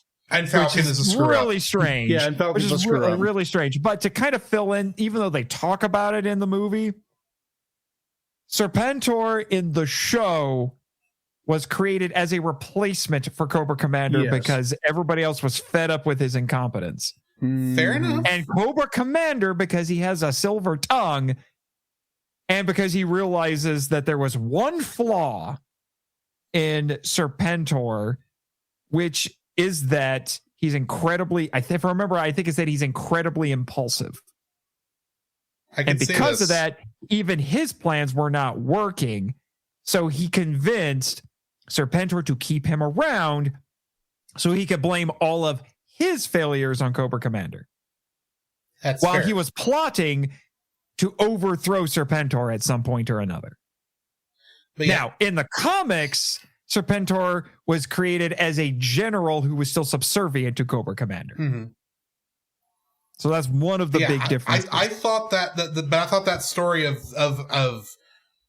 the pretty much Cobra's betrayal of Cobra Commander and then him having to help the Joes in order just to get back to civilization. I thought that was just such a cool concept. It's like, this is a neat way to handle this story. And I just kept waiting for him to finally get his revenge during the movie, but apparently it happened later. So yeah. And so, I said, he gets his revenge in the Deke show. Mm-hmm. And the way he gets turned back into a humanoid snake is really weird. Anyway, Nate, what's your second like? 2 words: Sergeant Slaughter. Fair. This man, at least the G.I. Joe version of him, is the incarnation of 80s action movies. Mm-hmm. Yes, agreed. Like, if you distilled the entirety of 80s action movies into a man, his name would be Sergeant Slaughter. Like, this guy, this dude, my gosh, he gets all the best lines in the movie. He does. And, like, he's like if Schwarzenegger and, like basically every action star had a baby. It's like, that is him. Mm-hmm. I don't know how else to explain it. Like, this guy is tough guy cliches stacked on top of each other. It's like it's nothing but tough guy. It's tough guy cliches all the way down. Like, and he has such a great look with the glasses and the hat, and it's a simple design, but it's an iconic design. That it just works. And this really is just a more exaggerated version of Mr. Remus's wrestling persona because of the freedom of animation and action movie tropes. Like, it is absolutely nuts. And he was introduced in season 2 of the show. He didn't show up as much as you would have thought he would, but when he showed up, you paid attention. Right. And, like, oh my gosh, so many of the best lines. Like, I need to go look at some of the ones that I wrote down because they are gold. They're absolute gold. Let's see. Yeah, this is my favorite one. Thank you, Sergeant Slaughter, for this. He says, "You're gonna work until you wish you were dead and keep going because you're afraid if you don't, I won't let you die." That was a very good line. That's a very good line. It was. It's like, I could see Arlie Ermey shouting this. Yes. I'm just like, oh my gosh, I love you. I'm between this or my other favorite Sergeant Slaughter line is from the show. It's from one of his early appearances on the show where he's giving a pep talk to all the Joes after they've been defeated by Cobra. And it was during the 5-part arc where they make Serpentor. And he tells all of them, and like everybody, he's talking to everybody, and all of them stand at attention, including General Hawk. And, give him their full attention. And he says, "Give your hearts to America, boys, because your butts belong to me." That General, General. I'm just a staff sergeant, but you're the general, but you belong to me. I love every scene he's in. I love just every second he's on screen. I absolutely love it. And probably the pinnacle of what he does in this movie. And this is one of those images that has been tattooed on Nate's brain since little Nate watched this movie. Is when he runs across a bridge and it turns out to be a giant mantis, and the mantis gets up, turns around, and it's gonna get him. And Sergeant Slaughter takes his rifle and he shoots at him, but the rifle's out of ammo. It's a laser, so the laser doesn't work. But is Sergeant Slaughter worried about that? No, Sergeant Slaughter is not worried about that. He just turns the rifle around and smacks the mantis in the face. Because he's Sergeant Slaughter. Because he's Sergeant Slaughter, dang it. And then Sergeant Slaughter and then the mantis just falls over, and he's like, "Come on, guys!" And they all run across. Yeah, so I love your comparison earlier, because you be like how hold on.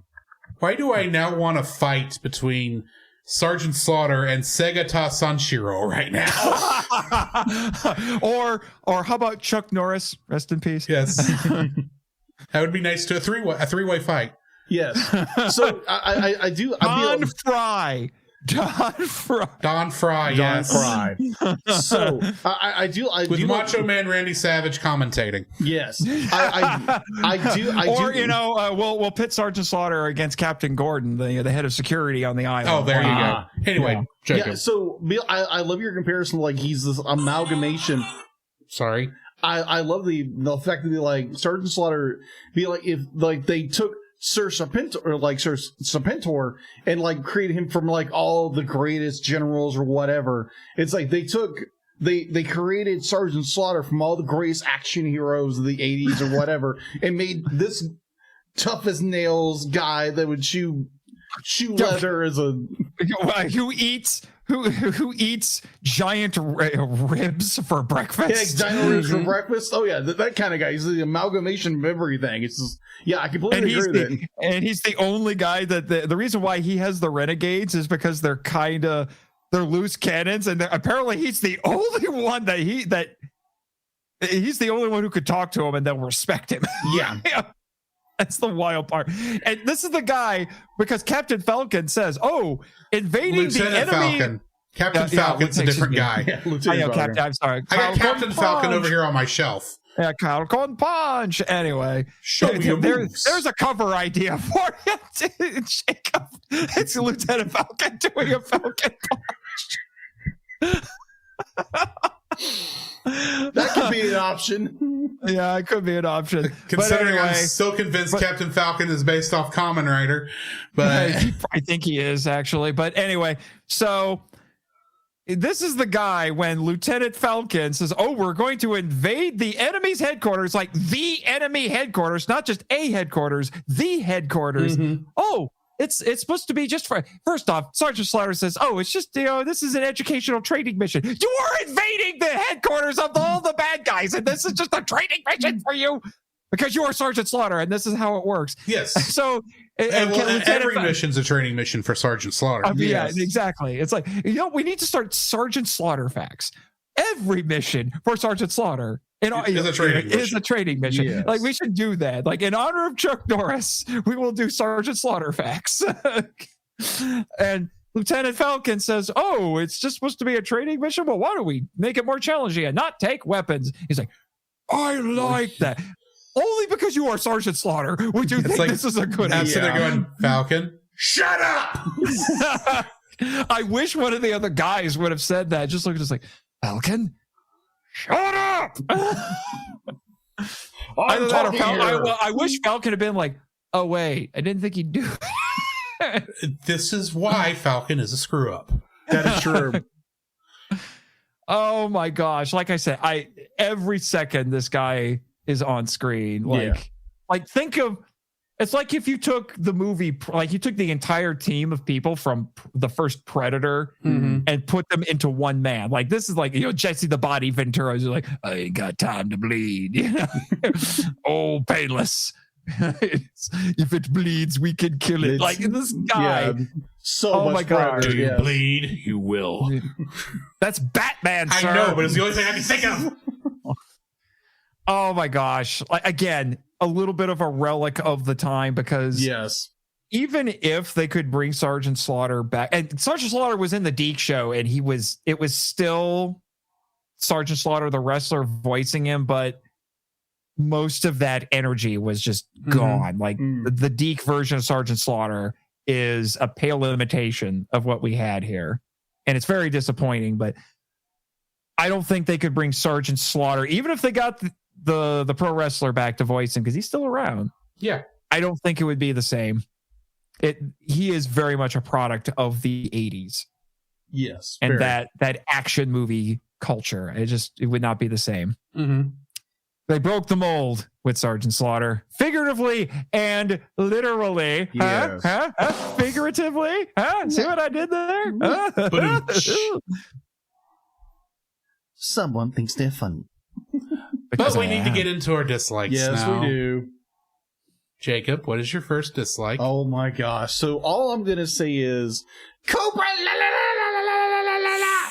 Oh my gosh. Okay, so stupid. Yeah, so incredibly stupid. So so you have this really interesting story about the Joes and everything, but once they get into Cobra Law junk, because I understand it was a mandate from Hasbro, they had to bring in the Cobra Law stuff, they had to shift the story to make everything about Cobra Law, and the entire thing just goes, you go, okay, great opening, okay, Joes are doing this, Cobra's doing this, okay, it sounds like a regular story, and then they bring in Cobra Law. It's like every time they bring up Cobra Law, the story goes, breaks! Be like, the E-Ray's been broke off, and now we have to somehow manage the story just to keep Cobra Law in the story. And the entire time, it's like, this is ridiculous. The entire time. Why are they doing this? And I'm back in my mind. Hasbro mandates. Yeah, Hasbro mandates. I get it. Be like, this had to be in the script. And it's like, okay, we got to go more sci-fi. We got more fantasy with this. And it broke the movie for me. Because I'm watching this, I'm like, okay, this will be like G.I.Joe, Cobra-lalalalala. That makes no sense. Makes zero sense. The story just becomes stupider and stupider and stupider every time Cobra Law comes up. I'm like, just stick with your G.I. Joe. Pick a really interesting plot, not, oh my gosh, here's the kicker. Here's the kicker for me. So, Cobra Law is going to implant these spores into outer space, and they're not going to burn up in the atmosphere. Thought about that. That doesn't work either. So, and they are so anti-technology, this and this and this, and they have to use G.I. Joe's newest weapon in order to cause these pods to grow and disperse and everything like that. Even though you're anti-technology, you have to use G.I. Joe's technology in order to do your plan. Makes no sense. You said that, and I had this thought come to mind. Energy transformer, make my spores grow. But this entire Cobra-lalalalala plot is so stupid. In their defense, they were only using it to expedite the process. Fair. But it was still stupid. So they would I'm guessing the self-justification. This is headcanon, admittedly. Fair. The justification can be we are exploiting a weapon of the enemy to expedite something that would have eventually happened. I get it. I get it. Now, the kicker is, okay, so you have Cobra-lalalalala has, they were... That's going to be the title of this episode, isn't it? Cobra-lalalalala. Cobra-la-la-la-la-la. But you have this, you have this ancient civilization, which is Cobra-lalalalala. It's just Cobra Law. I'm sorry, we keep saying Cobra-lala-la-la-la. That's because Serpentor did that as the battle cry. Why? Which was stupid. So the fact to be like, this is an ancient civilization that predates humans, and be like, and for somehow they are located in the Arctic. They're snakes! They're snakes. They're warm-blooded creatures. Why in the world is a warm-blooded creature that cannot survive the winter living in Antarctica? That makes no sense. Drew, hit the button. Rentmaster activated. This audio clip owned by Nate Marchand of the Monster Island Film Vault. For more information, please go to monsterislandfilmvault.com. They should be snakesicles. That's all. Didn't this come up before? I think so. Yes. Oh my gosh. They should be snake sickles. This shouldn't be anything in the story. It should be like they show up and it's a hiss. It's, you know, A hissy fit? Yes, they're having a hissy fit. Cobra is having a hissy fit. He always has a hissy fit. But the fact that There's the title of the episode. There's the title of your episode. Throwing a hissy fit. Yes. But no, it's more like my thought was ever since it's supposed to be like they're supposed to be plants in the Arctic, and I get why they did that. I get it. But at the same time, be like, these are snakes. They're warm-blooded creatures. They don't do well with the cold. Be like, bugs don't do well with the cold, but why are they in the cold? Why are they? Snake Sickles 2, Electric Boogaloo. There's your episode. I have a way you could make this work. Okay, I do have a way you could have made this work. Instead of them being out in the open in the Himalayas, you have them be underground. The Himalayas, not the Arctic. I know. It's the first thing came to mind. Himalayas, whatever. The Himalayas, and the Himalayan mountains, they are pretty cold. Yeah. I'm saying, have them go through a cave tunnel, and all of a sudden it's like Journey to the Center of the Earth. You just have Cobra-lalalalala underneath Mount Everest. There we go. That makes more sense. But no, they're under the ice cap. Artsy Steph in the chat has your episode title. Yes. Having a hissy fit in Cobra-lalalalala.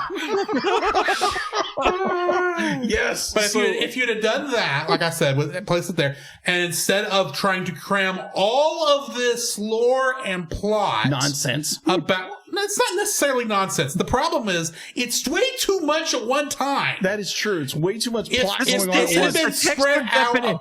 If this had been spread out across a season, you would not have the problem. That is true. It is the textbook definition of lore dump. Yes, it is. Oh my god! I will tell you, that is one of the reasons I don't like this. It's not in my dislike, but it's like, this is the most this is lore heavy plot dump I have ever heard in my life. You are not kidding. And literally, this should have been spread out across multiple episodes. And the example of how off rails this plot goes, the fact to be like they have to retrofit the Cobra-lalalalala on top of Serpentor, on top of his creation and everything. I will be getting into that in one of my dislikes. That's fair. So be like the fact to be like, even Cobra Commander was from Cobra-lalalalala. That was like, what the?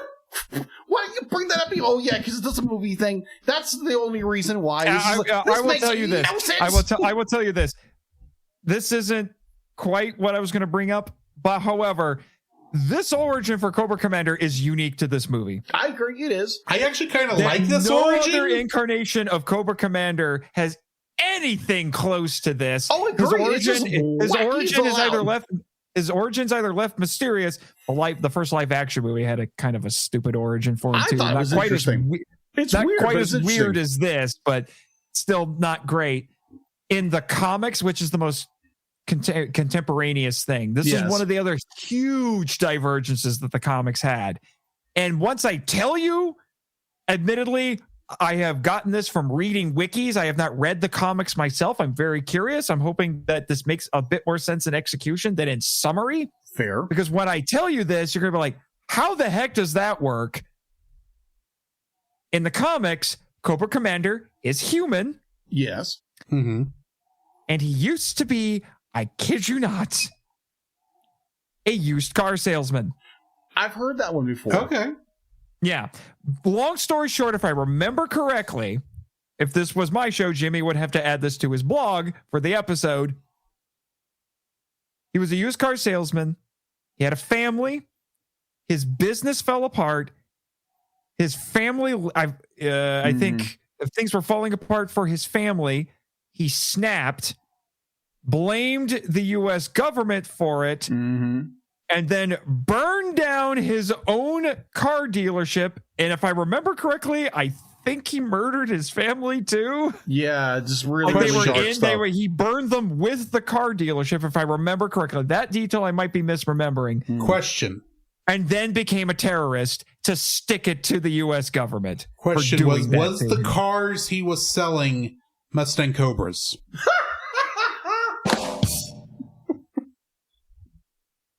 I would love that irony. So again, that sounds a good reason why he formed Cobra. It's not named after the snake. It's named after the car. Yeah.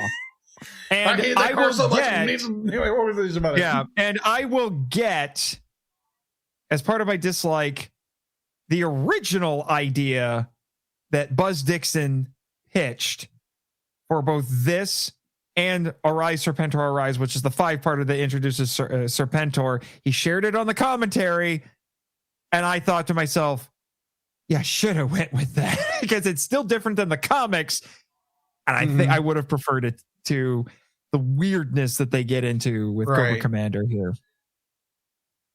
You have anything to add before going to mine? I mean, like the fact that the Cobra-lalalalala plot is so ridiculously over the top, and again, it's an overstuffed story, and it's just, I mean, like once you get into Cobra-lalalalala, it's just, I mean, like I lose it. Be like, can you just turn me into a dog and get me out of here? Oh, True. You can make that happen, Deedlet? You got your transmogrifier recharged? No. She says, be careful what you wish for. She said it just like that, too. Is it like a modified version of the spores? The Cobra-La spores? No, this is space technology, not snake technology. Snake technology, got it. Yeah, whatever. Snakeology. Yeah, but we all know that if you got exposed to those spores, you're a total dog. She said, calm down. She's not done anything yet. Are we sure? Still fully charged. Okay, good. Hey, Jimmy, can you do anything about this? Good. He cut the wires. Oh, good. Wait, there's no tail, is there? No. What wires? Oh, crap. Jimmy, you got the wrong ones. Anyway. What wires did you cut? You don't want to talk about it. That's probably for the better. Anyway. My first dislike. Rentmaster, activated. Oh, no. This audio clip owned by Nate Marchand of the Monster Island Film Vault. For more information, please go to monsterislandfilmvault.com. The coma of Duke. Oh, my gosh. Look. As I said multiple times, I went into this blind. I knew Literally. Duke went into a coma only because of Transformers and the trivia and all that other stuff and the research for that. The weirdness about the timeline of this is that Hasbro read the script for this where Duke dies and is like, that's great, let's do it for Transformers with Optimus. And then that movie came out first. And then But here's the thing. They change their minds after it's all animated and voiced and everything, and say, "Oh no, we can't kill Duke. Just have him go. Just come up with something. Have him go into a coma." They tried to course correct. He was speared by a snake. They tried to course correct with only 2 lines, and they are completely unbelievable lines. Oh. You just get him going into the coma, and the nurse he's going into a coma. The chest. And I'm going, bullcrap, he was in a coma. You can't survive that. It was seriously speared in the heart with a lot of blood.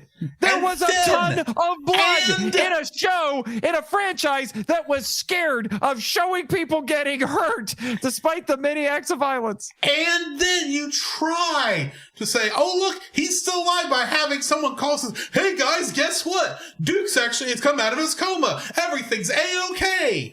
And I'm sitting there going, 2 things. Why is every other line referencing Duke after his quote-unquote coma acting like he's dead?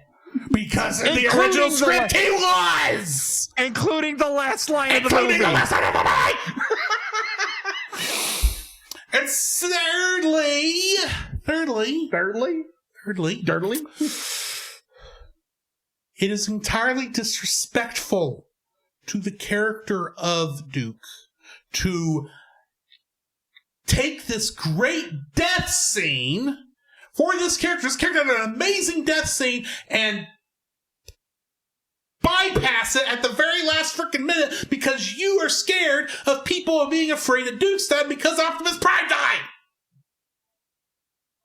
And it's almost a moot point because, like I said, Sumbo didn't make a third season. And when Deke made more seasons later, guess what? Duke is hardly in it. I am not a big G.I. Joe fan. I did not grow up on it. And I am pissed for G.I. Joe fans' sake because if you're going to take a character who's given a meaningful death scene and take it away from him, you are disrespecting the character, and it's disrespectful to the franchise. This would have been like if at the last minute they McCoy popped up and waved some magic thing over Spock and said, "Oh look, he's better now."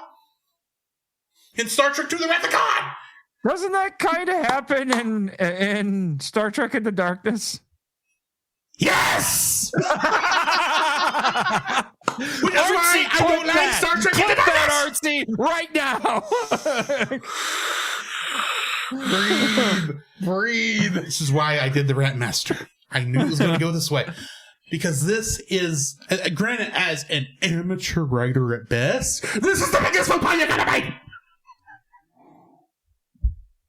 It's all because some executives at a toy company got scared. Where was the scaredness later on, Hasbro, with so many other things you've stepped in? Especially in the last couple years. Different people are running the company. And apparently didn't learn from their mistakes. Well, you want to know something else? Like, you think this is bad. Yeah, they killed Optimus, but before they made the decision to resurrect him, they killed him again. Yeah, because he came back as a zombie, which is disturbing enough, and then they killed him again.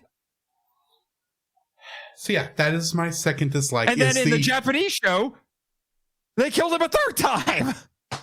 My second dislike, and my first dislike for G.I. Joe, A Real American Hero, the movie, is the disrespect towards the entire franchise by putting Duke into a coma. You're not kidding. Nate, what's your first dislike? All right, I'm trying to decide. I hit the button. Rentmaster activated. This audio clip owned by Nate Marchand of the Monster Island Film Vault. For more information, please go to monsterislandfilmvault.com. My frickin' gimmick, and this is my sponsored episode, so I'm taking it. The mother trucking retcons. You're not kidding. I am speaking. This does not affect you, Drew. This affects me as a fan. Fair. The retcons in this are kind of obscene. First of all, the back of Cobra Commander's head was seen at least once or twice in the show, and he was definitely not pale green. Mm-hmm. So he was implicitly human, a bald human, but implicitly human. And like all of this stuff with Cobra-La was invented for the movie. Yeah. It was all invented for the movie. And it was because Hasbro turned down Buzz Dixon's original pitch for season 2. Because they basically just told him, it's like he gave him a pitch and was like, okay, that's cool. But what are you going to do with the Cobra Emperor? And they're like, who's the Cobra Emperor? And he's like, well, we need you to put the Cobra Emperor in there. It's almost the way he tells it. It's almost like they gaslit him into changing it. Like, what about the Cobra Emperor was coming? Yeah, you didn't know. Were you not sitting in the toy in the toy meetings that you probably weren't invited to? Yeah, apparently not. But no, which is what makes all of this weird, because Hasbro had it in their head that they had to have certain things. You know what Buzz Dixon's original pitch was for this? They got permutated into this and that 5-parter that started season 2. Mm-hmm. It was a story that he said he called The Most Dangerous Man in the World, that would have explained the origin of Cobra. Cobra-La was nowhere in there. You know what it was? There was this character, I forget I don't know if Buzz Dixon gave him a name or anything, but he said he would have been like like a Karl Marx or like an Adolf Hitler or something, like that kind of a character. Gotcha. He founded Cobra, and he was like not only did he found Cobra, he formulated their entire philosophy and everything. Cobra Commander was a subordinate. He overthrew this guy and put him in prison, in his own prison, kept him around, took over the organization, and then took it in a completely different direction. He basically tarnished this guy's whole mission statement with Cobra, and then ran it into the ground with his incompetence. And then, let me make sure I get this right, because this guy would have escaped from prison, and the Joes would have tried to help him. Yeah, here it is. Yeah, misapplied the founder's philosophy and made Cobra an evil organization, and then he would have escaped. The Joes would have pursued him, tried to help him out, but then they realized we don't like him either. So they just would have left him alone. He would still be at large throughout season 2, theoretically causing problems for both of them, but especially Cobra. And this was eventually permutated into Serpentor and Cobra-lalalalala. I'm like, dude, you should have stuck to your guns. I would prefer that. I think even Little Nate would have preferred that to all of this weirdness. It doesn't exactly fit because it contradicts. Now, admittedly, the Transformers, the movie, does some of the same stuff. It also contradicts some stuff from the show, but it's more like they introduce new things where you're like, I think we would have either had a reference or seen something like the Matrix of Leadership. It's like, why didn't we see that until this movie? But you let it go because it still feels like it fits. This does not fit in nicely. No. Because all of this stuff where it's like, oh, we manipulated Dr. Mindbender to actually make Serpentor. Shut up. Shut up. This screams retcon. Yes, it is very much retcon. It's such a retcon, and it's not a good retcon. Most retcons, I would argue, are not good ideas. This is definitely not one of them. And it's frustrating because on the other hand, I love the aesthetic and the visuals of Cobra-La. And maybe if they just made them the villains in this, like they were just an ancient civilization. They had no connections to Cobra, but they pop up and they cause problems for both of them. Or maybe Cobra and the Joes have to team up against Cobra-lalalalala because Cobra's like, we want to take over the world, not these guys. And the Joes are like, we don't like either one of you taking over. So that could have been way more interesting, I think. This third party coming up. They should not have been. But on the other hand, there is a logic to it because where is Cobra getting its resources? Admittedly, where is Cobra getting its resources? Yeah. So I don't know. Maybe they could have a connection to Cobra. Maybe they didn't create Cobra, but they were supplying them with technology or something. Or maybe the movie starts. Or maybe the movie starts with Cobra Commander being like, I've run out of resources. What do I do? And then they make a deal with the snake devil. Globulus shows up and says, I will make you a deal, something like that. So you could still have them and do a lot of this movie, but not all these weird retcons. It is so bizarre, like I said, and like the comics almost completely ignore this. Those characters don't really, the Cobra-lalalalala characters never really come back. Which should tell you a lot. It's so weird, but that's why I'm kind of two minds about it, because it's simultaneously the weirdest, possibly worst thing about this movie, other than what they do to Duke. But it's also one of the most interesting things in it because it's a visually unique movie. So it's so incredibly frustrating. Also, I would also feel bad because we got Burgess Meredith in a G.I. Joe movie. Yes. Overselling everything. in this. Like, we were talking like this is Raul Julia as M. Bison levels almost. Fair. Yeah. The script, I would argue, is better than Street Fighter, but like Burgess Meredith is all in and then some with this. So, yeah. The retcons, not a good idea. Like I said, the Deke series basically ignores all of it. Other than Serpentor has found Cobra Commander the Snake and has basically put him in like his own little cage just to torture him, just to screw with him, keep him around as a pet. And then somebody loyal to Cobra Commander breaks him out, does some weird sciencey voodoo pseudo magic stuff to him that makes him a snake man. He's a reptilian man again. Then they give him a new costume, and then he overthrows Serpentor and turns him into a snake because poetic justice. And then he takes over Cobra again. And everybody, no, not Cobra, it's just Cobra. Cobra Commander. Yes. Yeah, Cobra Commander takes over Cobra again. And weirdly enough, all of his subordinates are just like, yeah, we love you.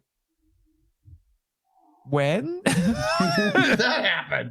When did that happen? The Deke show. They is follow weird. who's in charge. They don't really care who. That is true. I guess the Deke show is weird. I revisited some of it recently, but unfortunately the Tubi uploads are broken. The episodes are mislabeled, or it plays the same episode multiple times. Right. You know, so I'm like, oh well, I guess I'm buying the DVDs. Oh well. It's weird. Jacob. Yeah. What is your second dislike? My second dislike, I'm gonna bounce what Drew said earlier, was the fact you have this broken, because again, Hasbro was scared to death to repeat what they did with Optimus Prime. Because again, as a child, watching that as a child broke me. I was like, if they killed off Prime, they can't do that. And I understand from like production and corporate, that kind of thing, be like, you don't want to repeat the same thing because you'll be like, you're going to get the same negative reaction. I get why they did it, but be like, I don't know what prevented them from easily going back and re-editing things with this movie. Go back, do some new animation, new audio, what have you. Not simply just taking two little audio clips to make you believe that, oh my gosh, be like, oh, he survived. But the entire time, like Drew was talking about and everybody else was talking about, the fact be like, the animation screams that, oh my gosh, Duke is dead. But they're trying to convince you, oh no, he survived. And then why is everybody The word is gaslight, sir. Yeah, it's gaslighting. It's gaslighting our audience the same The worst gaslight ever done, but it's gaslighting. Like, it's almost bad as Mother Gothel. Let's just say that. It's almost worse as Mother Gothel from Tangled. But it's like, oh my word, it's like, good night. Like, Hasbro, take a little bit of the money and put it to do animation and make the scenes slightly different and just amp it up just a little bit, change something other than, oh, give it two different lines. That's it. That is sloppy writing beyond belief. Be like, what? You didn't have the time to go in and do some slight reanimations? Go back and redo some lines? Jacob, that would have cost money. Oh, I'm aware. But they didn't want to spend it. But be like, if you are so concerned about repeating what you did in the Transformers the movie, go back, put a little more effort in this instead of giving us two lines that give no indication whatsoever. Oh, the Duke survived, because all the other characters, including Falcon, that's his name, right? Yeah, his Falcon. half-brother. Lieutenant Falcon. Yeah, Lieutenant Falcon. Be like, the fact be like, all his motivation is the fact be like, his half-brother is dead, and we know this simply by just like visual, audio, everything about this, and it makes no sense that they just put two lines in there to try to convince the audience that Duke is alive. Like, even visually, we know, because the visuals and the audio tells us otherwise. It is just a poor attempt at trying to make a bad situation better when they make it absolutely worse. Mm-hmm. So this be like, oh, we need to change this. Oh, let's give two lines and not change any animation whatsoever because we're too cheap. And you just make the movie worse with it. Just saying. I mean, like, the way they executed he's in a coma. Oh, he came back. No problem. It made no sense whatsoever. And it's just the dumbest decision. Either A, kill Duke off, just have it be that way and make it this really epic ending, or change it. Change your story a little bit. Put in time, put in money, put in the effort, do something different, and make it better. But nope. Let's throw in one line, 2 lines that make no sense and is not convincing whatsoever. Hit the button, Drew. Rentmaster activated. This audio clip owned by Nate Marchand of the Monster Island Film Vault. For more information, please go to monsterislandfilmvault.com. Do better, Hasbro. I swear, I think we are dangerously close to getting to as many Rantmasters as we did for the fucking Titanic movies, and this isn't nearly as bad a movie. No. Yeah. Anyways, that is my second and final dislike of this movie. The fact that they took, Duke's death. Oh yeah, let's be cheap and throw 2 different lines in there and not change a fucking thing in the movie. Drew looks like he is preparing. Be prepared. If y'all haven't seen that particular video on our shorts page, you need to go look it up. Yes. Or on our TikTok, I should say. Yes. My second dislike for this film Does he need to hit the button now or later? is the entire concept and execution of the character of Serpentor. Gosh. I absolutely hate This I command! character. Rentmaster activated. This audio clip owned by Nate Marchand of the Monster Island Film Vault. For more information, please go to monsterislandfilmvault.com. Cobra-lalalalala. Continue. This character, back up. this character, granted, look at this through my eyes. I just got done watching the most epic 5 minutes ever seen in an animated cartoon of any length. Mm-hmm. We get this slow movement through the swamp. Obviously, we're building up to something, and we get this guy coming out of a ceiling going, "Bumblers, idiots!" I'm going, "Who are you and why do I care?" Next, dude, you've got the snake theming just on a little too much. Just a bit. Yes. And it keeps going. It's like, because then you start getting into this, like, we got, first off, we're gonna throw Cobra Commander under the bus, and then Cobra Commander's like, no, we must defend him when it's getting invaded by this mysterious stranger who actually is just trying to go talk to Serpentor. And it's just like, you should go steal this energy transmitter thingy. And this character, and eventually we get to Shangri-La, and they start going into this character's Shangri-La, Cobra-la-la-la-la-la, and we start going into this character's backstory and how he's, first off, he's he is a genetic experiment holding all the DNA of all the world's dictators. Yes. This is all from the show. I know. Yes. I know. But also, that was done by Dr. Mindbender. Dr. Mindbender. Sorry, I was thinking I had another name come to mind, but Dr. Mindbender. But this was not Dr. Mindbender's idea. No. This was given to him by this weird bug thing that they psychically convinced him that he needed to make Serpentor by Cobra-lalalalala. And Fun fact, the board tried doing this on the island for a little while.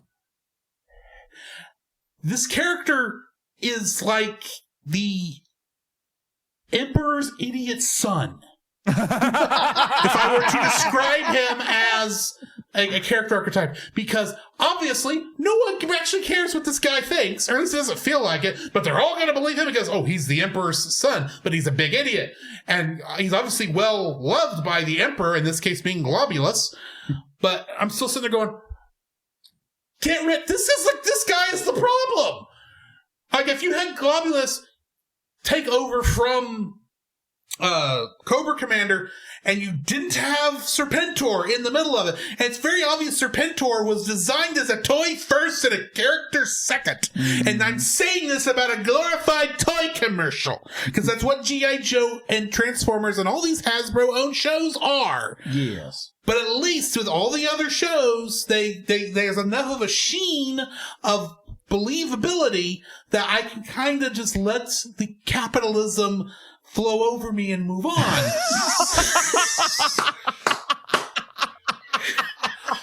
But this... that is a top 5 line from the complete run of this podcast from Drew. But with this, it's like good. every other character is like, okay, I get why the Joes all make sense in their character designs. All the other members of Cobra, their just character designs make sense. And then you've got Serpentor, who is like the biggest edgelord OC character that was ever made. Because that's what this feels like. I should be running across this character on DeviantArt. You're not corny. As an artist or as a piece of art? Does it matter? Does there a difference? This character is dumb. Dumb. I hate him so very much.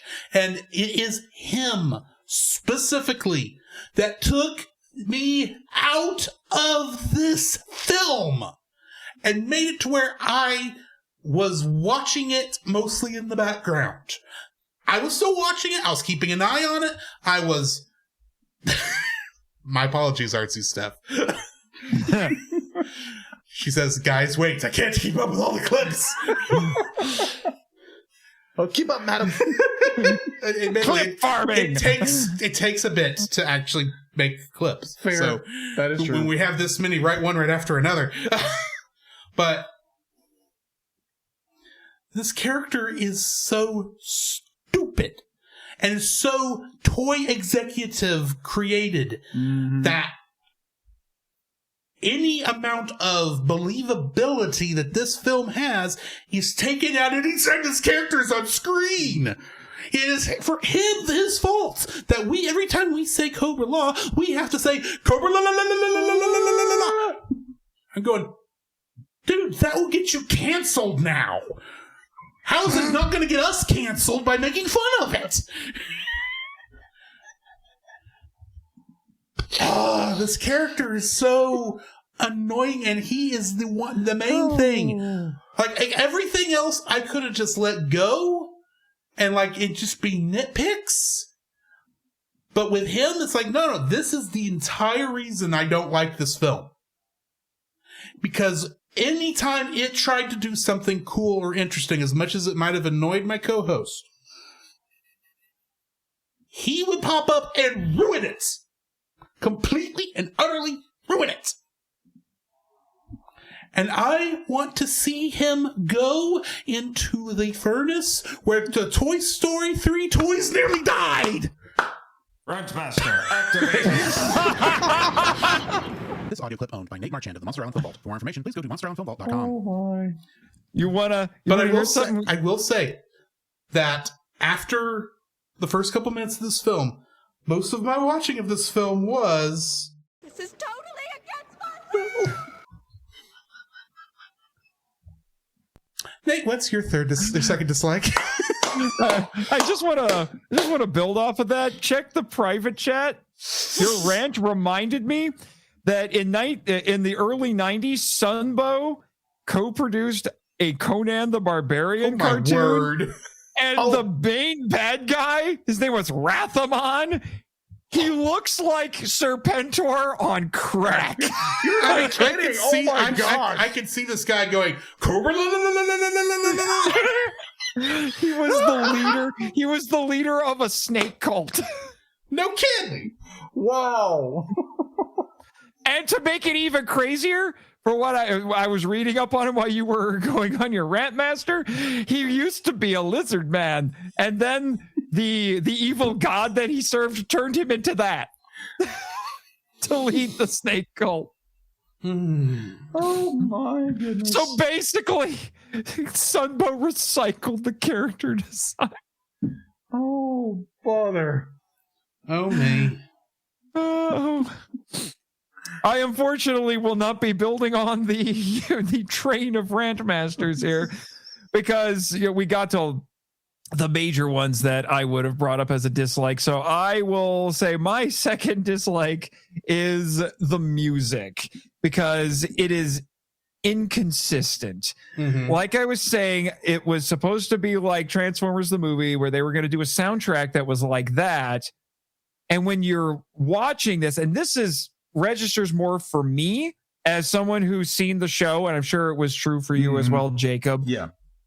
What makes this weird is that you get I thought there wasn't any new music made for this, and listening to it again, I'm pretty sure that's not exactly, I think it's that they didn't get to put in anything like crazy rock songs like in Transformers the movie, because there's clearly new music in this. It stands out because it's not Vince DiCola who composed for Transformers the movie, but it sounds very similar. Yeah.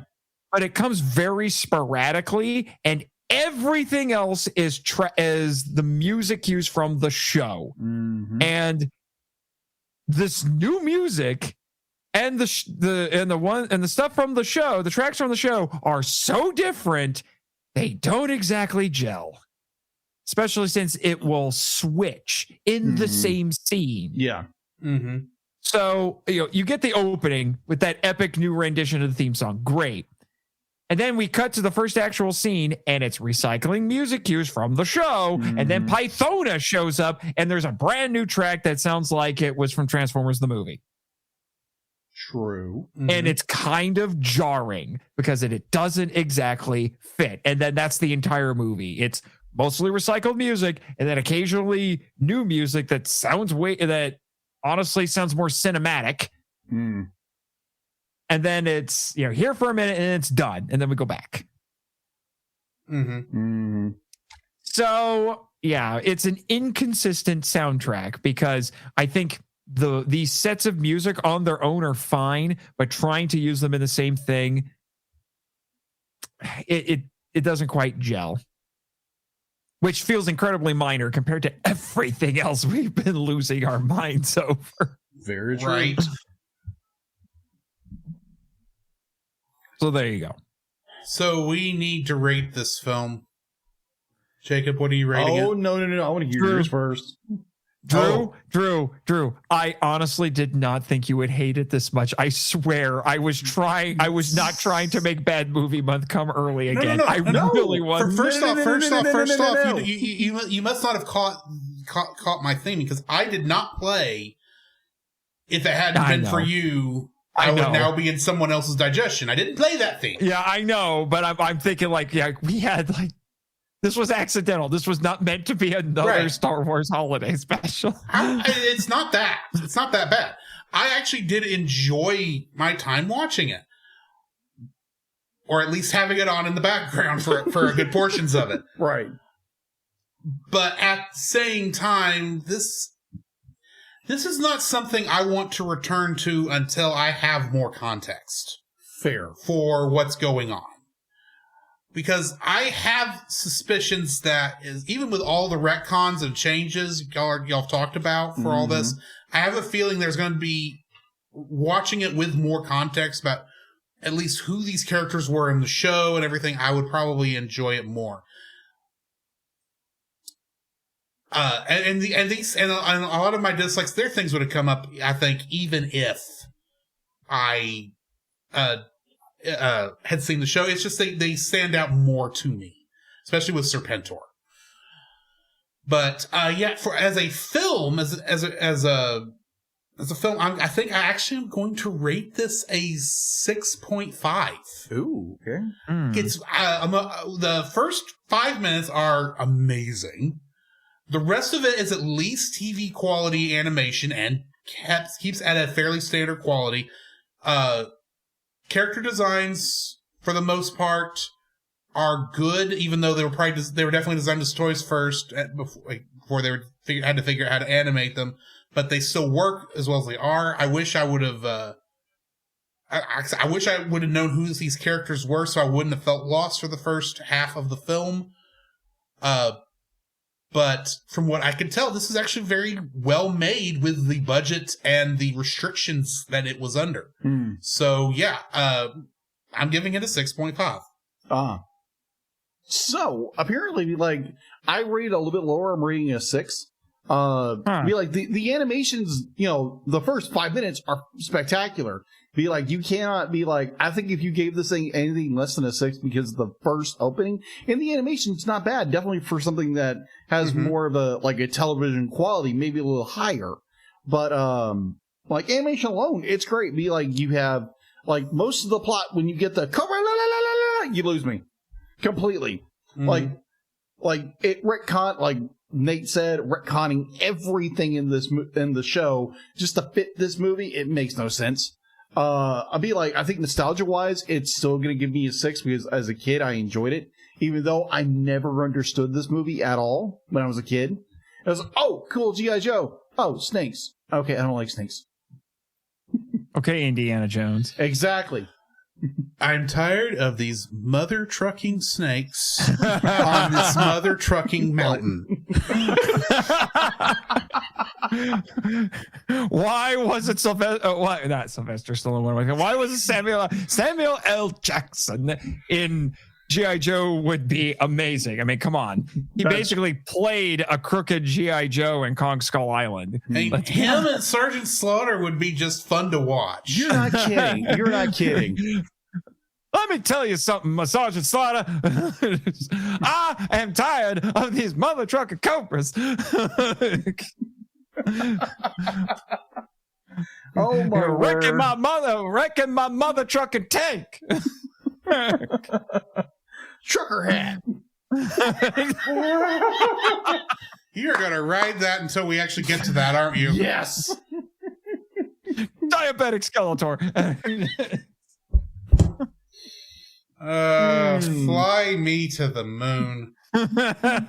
Let me play Among the Stars right at the B of this stupid movie. Nate. No, Jimmy. Enough with the catchphrases. Anyway. Nate, what is your rating for this film? You two have put me in a pickle. So is it a 3.5? No, Roy's not here. Who do you think I am, Roy? What? Because you put me in a pickle because Drew, the non-fan, gave it a 6.5. Yes. And then Jacob, the fan, gave it a 6. Yeah. And here I was wrestling between 6.5 and 7. And I'm like, frick, what do I do? I get that. I mean, it's going to average out to 6.5 no matter what you do. Yeah, exactly. So probably. It's a middle of the road movie at this point. Go watch it because, the nostalgia. And then just skip the Cobra. La, la, la, la. Yeah, But the thing is that it's a movie, I think, I agree with you. I don't think you can reasonably rate it lower than a 6 because its highs are really high. They are. Even the weird ones that doesn't really feel like G.I. Joe, like all the stuff, like all that, but that imagery is great. Like, the imagery is great. The imagery is great. The world building's great. It's interesting. It's weirdly dark, strangely disturbing. Like, I still can't get over it's like they got squeamish over certain things, but there's a lot of weird, disturbing stuff in this. Yeah. Even compared to like Transformers, the movie, which I think is more traumatic, this is disturbing. Yes. Mm-hmm. But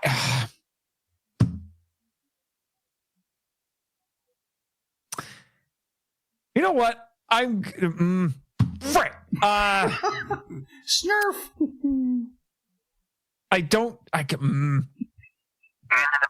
Shut up, Jimmy. Anyway, 6.5. Okay. I was wrestling with a 7, but the more we talked about it, the more I'm like, I think it has to be a 6.5. But the thing is that it's weird for me, the fan, to make it a 6.5 when the non-fan gave it a 6.5, and then the other fan in the room gave it a 6. I don't know how to feel about that. That's fair. That's why it was screwing me up. That's fair. I would have expected like Drew to give it a 6 and you give it a 6.5, which would make me feel better about a 6.5. That's really fine. I think the fact to be like there are aspects of the movie that are really good, and then there's what the serpent is going on here. What the serpent is going what on the serpent? Here? There's your title. Not the title. That's not the title. That's the episode title. I still like having a hissy fit and Shangri-La. Yeah. But what the la is going on? Yeah, Archie Steps says it's what the la is going on. Either way, please don't cancel us. Next week, yes, we are having a Cellcast Plus episode. Yes. About a movie that just came out tonight. Yes. We're going to be reviewing Project Hail Mary. Yes. So join us next week for that. In the meantime, we're going to play the intermission, and on the other side, we'll talk about some Batman. Yeah. This podcast is a proud member of Culture Box. Whether you enjoy geeky reviews, comedy, or original fiction, you can open up the Culture Box and find something excellent for your soul. Point your web browser to culturebox.media. This week, we suggest checking out the Monster Island Film Vault. Hey, that's him. Hey, kaiju lovers, looking for a podcast that's a fun listen and takes big monsters seriously? Then check out the Monster Island Film Vault, a podcasting seeking entertainment and enlightenment through tokusatsu. Host and film curator Nate Marchand and his rotating roster of guest hosts take academic yet fun deep dives into the wide world of giant monster films and TV, discussing their artistic merits, or lack thereof, and their historical and cultural contexts, giving you a greater appreciation for an underappreciated genre. You'll hear about Godzilla, King Kong, Gamera, and more, while also getting a crash course in toku topics ranging from history to sociology to science. Along the way, you'll hear audio drama segments chronicling Nate's many adventures on Monster Island, with a colorful cast of characters like his intrepid producer Jimmy from NASA. So pay a visit to the Monster Island Film Vault at monsterislandfilmvault.com. The Cellcast would also like to thank the following patrons: PaulJPowers.com, Edwin Gonzalez, The Book of Gaming, The Monster Island Film Vault, and Artsy Seth. If you would like to have your name shouted out on the show, plus episodes of our Patreon exclusive show, We're Just Super Saiyan, you can donate to our Patreon at the $1 level, or at the $5 level, you can get all that, plus uncut episodes of the Cellcast, plus special art from Jacob from time to time. And at the $10 level, you can force us to review a film of your choice within reason in 2027, because we're full up for this year. So thank you for that. Also, please check out our Redbubble store for stickers, t-shirts, and various other memorabilia. You can find the links for that, plus many of our other stuff, in the Linktree link in the description. Or if you want to support us without spending any money at all, you can please rate, review us, and subscribe to us wherever you found us, and share us with your friends.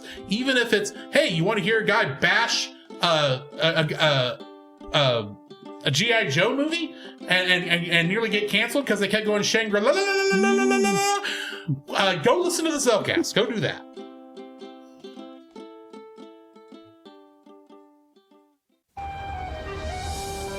I am vengeance. I am the night. I am Batman. There is a song the good folks sing. La la la la la. For some... Off. Copyright strike! For some reason, I thought you were going to say Cobra Kai. That's an entirely different show. Cobra!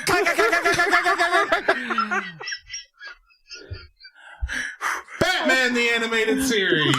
Baby Doll. Yes. First aired October 1st, 1994. It is production episode 76, broadcast episode 74.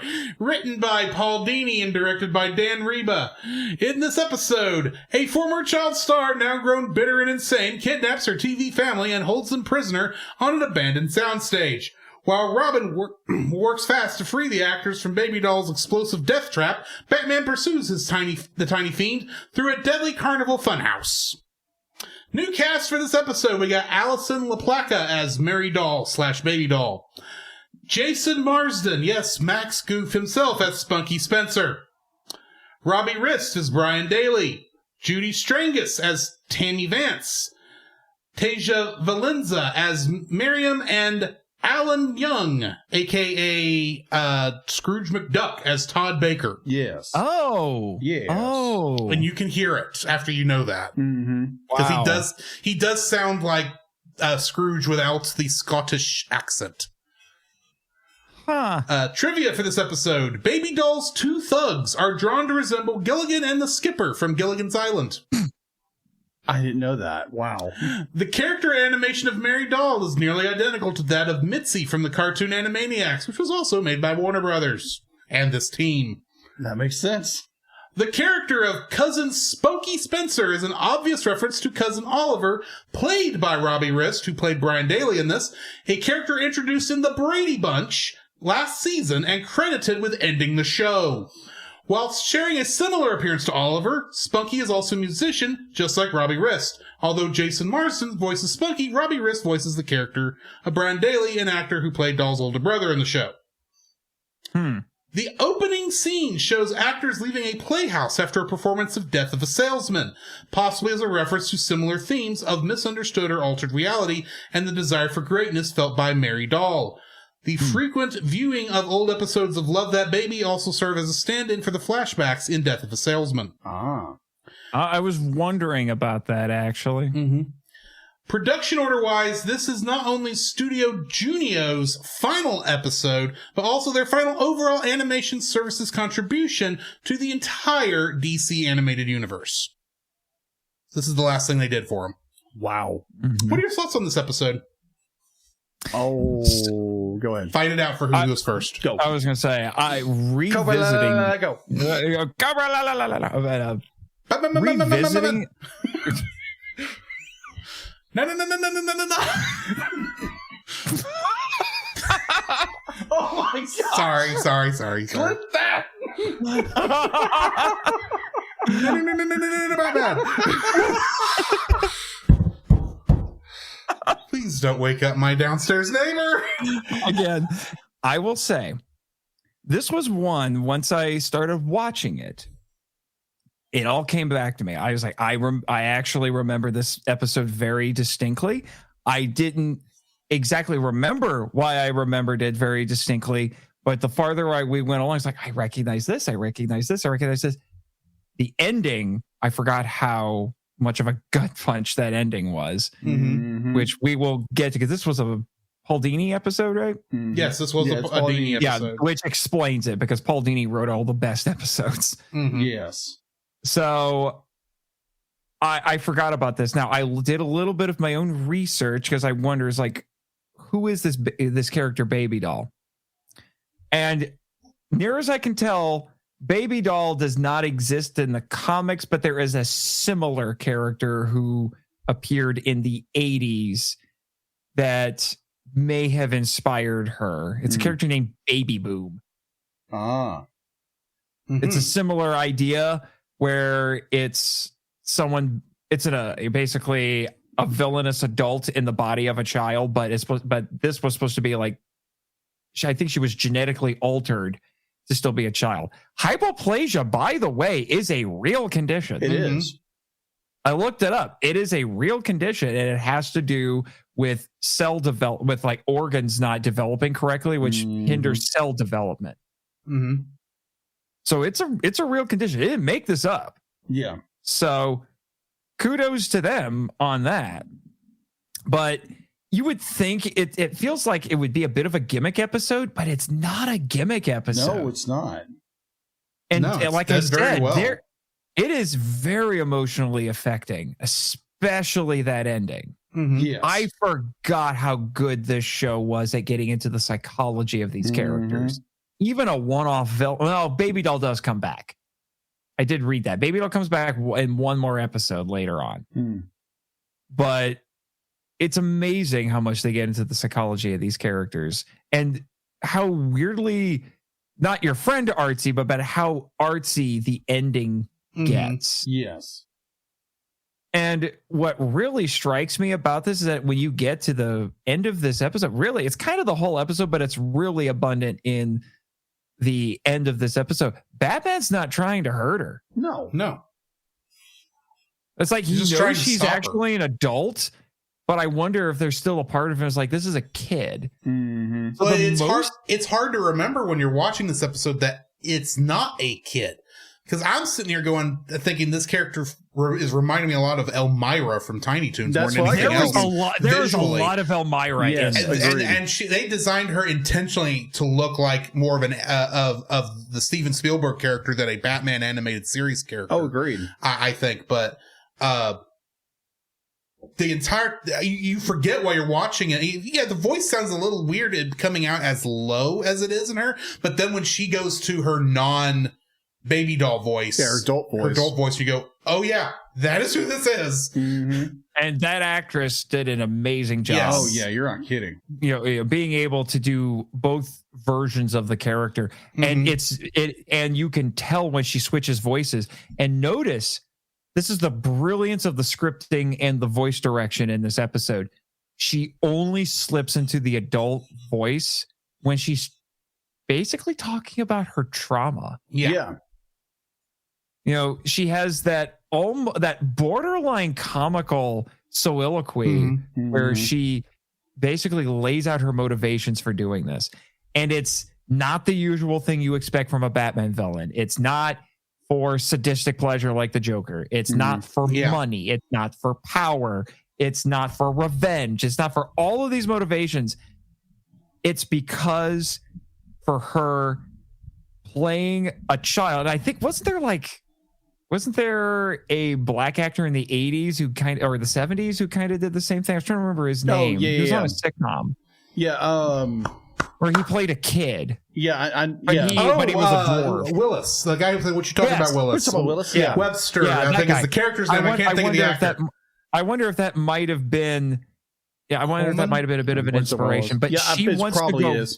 She wants to go back to that because that's when she felt happy, was pretending to be a child. Yeah. So it's like, it's layered because it's like she was 20, but that was the height of her popularity as an actress. Gary Coleman. That's right. Sorry. Coleman. Yeah. But it's also, she did it by acting like a child. Yeah. Mm-hmm. So it's like nostalgia. So it's like layers of nostalgia. Yes.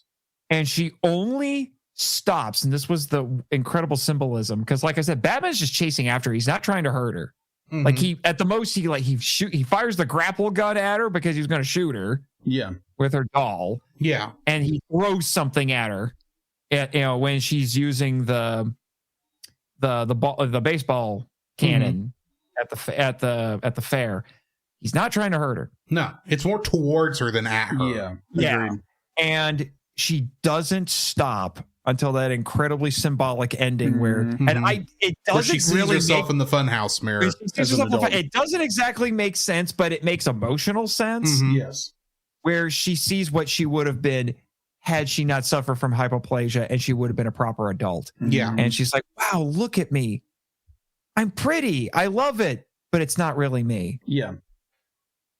I can't ever be that. And then she shoots it, and that's the last bullet in her gun. Yeah. She uses her clip just doing it. And then ends on her line, I didn't mean to. Yeah. Yes, because that was her catchphrase when she was on the show, and it's supposed to be they showed that in a funny context, and they showed it in a sinister context. And then we get to this last one. I think it's also she's apologizing because she's like, I don't know what else to do. And Batman just lets her hug him, and he just puts his hand on her head, and that's it. I think it's also very interesting how when they're showing her trying to be a serious actress, she's playing Lady Macbeth. She is playing Lady. That is like in the scene so where many she's layers in this episode. The out scene. So yeah, there's so many layers in this episode. You wouldn't expect something with a kind of weird, sort of obscure, may or may not be from the comics character. You would expect this to just be, average at best. No, they go all in on this. Agreed. And I think one of the things that this really does, and this is a side of Batman I wish more people would talk about, Batman is not some gruff, tough guy who's just trying to, he's not some gruff edgelord kind of a character. He really wants to help these villains. Yeah. He wants to help her. They focus on the dark. They don't focus on the night part of his moniker. That's always been my issue with most of the renditions of Batman after this, and really during it too, to a degree, with the what is the guy's name? Joel Schumacher movies. Yeah. They focus so much on how dark the story is, they forget it's like these are still human beings, and Batman does care for them as much as he has to fight them. Someone was pointing out to me that in a lot of cases, Batman always refers to the villains by their actual names, not their villain name, and the only one he doesn't do that with is the Joker. Yeah. And that's because the Joker doesn't have Joker's real name is. No one knows who the Joker's real name is. I mean, they go with Jack Napier earlier in the series to rephrase back to reply to the original movie, but Joker's origin has changed so many times that you can't even say that's his actual story. So anyway, yeah, I do like the comment that RNC stuff put in there where he was there for Ace in the last episode of Justice League. Or Justice League Unlimited. Yeah. And that's just a powerful episode. We've never seen it. Be like the fact be like this story is so about humanity, about a person's I don't want to call it an ailment, but more of her disorder she has that has driven her insane to the point where she wants to relive something that was 10 years ago, and it's like literally toxic nostalgia. Yeah, it's talking to nostalgia beyond belief, and it's just be like it's a young woman who's now what, in her 30s. At least. They said she was 20 on the show, and I think this was 20 years ago, so she's a middle-aged woman at this point. Yeah, she's in her 50s now. But at the same time, it's more... the dad looks like a grandpa now, so... Yeah, that's true. So, it's just so... Be like, the psychology, and like you said, it's so deep. The fact that, like, you're looking at a woman who is so desperate to go back to the point in time, because we all want to live in the past in some capacity. You talk to a bunch of like older men, that's all they talk about. They talk about their past when they were younger and the glory days of what they did. It's the same thing with Baby Doll. She is so trapped within her past, because she tried to move forward from it and it didn't work and it wrecked her life. And now she's desperate to go back to it, because that's when, like Drew said, it was the only point in her life when she was happy. Yeah, and the thing is it's understandable. She's one of those understandable villains, because she didn't want to be a supervillain.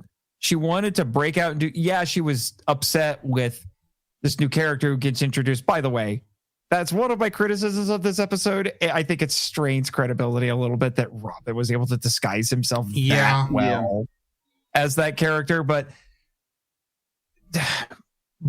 this, other than that, she tried to do something else. She wanted to do something new, but she had been pigonholed. She couldn't do it. Stereotyped. Yeah, very typecasting. Very typecast. So she couldn't do it. And I don't want to say that what she did isn't her fault, but it adds to the tragedy of the character. I mean, she does get to the end. She's like, didn't mean to. Yeah. Because you couldn't make the argument. She didn't want to do it. She got kind of backed into that, and all she could think about was when she was happy. Yeah. And really, like, if you look at it ultimately, like, don't we all want to go back to the points in our life when we were happy? Our peakest, and we're like, okay, this is my echelon, this is where I was. But the fact to be like, and her situation where she couldn't move on, be like the fact that she was typecast, she couldn't get any work beyond that, and she spent the next 20 years just rolling in her grief and her pain and everything, and it manifests into be like, I want to recreate this, but I'm going to force people to do it because this is what I want. And to a certain extent, she kind of tries to weaponize her condition. She does. which is a very unfortunate thing that a lot of people do. It's kind of, this episode's a little bit prescient. Oh yeah. Like, imagine making this episode now in the age of the internet. Good grief. Oh yeah. They would have. She'd be an influencer now. Yeah, she'd be an influencer. Yeah, that'd be the thing. Yeah. You know, she'd be like a villainous influencer. That would. Oh man, I almost want to see that now. Like baby doll in present day as an online influencer. Man. And then she like captures the family and is live streaming what she's doing to them. Oh my gosh, you get weird and dark with this. Oh yeah, really quick. Like this wasn't weird and dark already. No. Yeah. She just wasn't filming it that we know of. Yes. That we know of. Yeah. And then the other, I had like one other little criticism about this episode. Like, yeah, that didn't quite work. I'm trying to remember what it was. I also wrote that that madam, her lady henchman, I said looks like she looks like Sea Viper from Miriam. Yeah, Miriam. Yeah, she looks like Sea Viper from Street Fighter. I kept expecting her to do more than she actually did for whatever reason. Yeah, I mean, especially since she held her own against Batman pretty well there, which is agreed. Not an easy feat.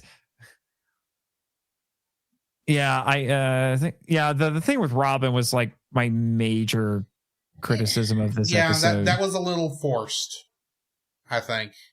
I do agree with that. Oh, and the other one was like she puts the dynamite on top of the cake. I'm like, baby doll, given how large that explosion was after Robin grabs it with his teeth and throws it away, it's like that would have taken out all of you, including you. True. What was your plan? I was sitting there going, I can understand if you're trying to take the whole family out with your aggression, but shouldn't you be running?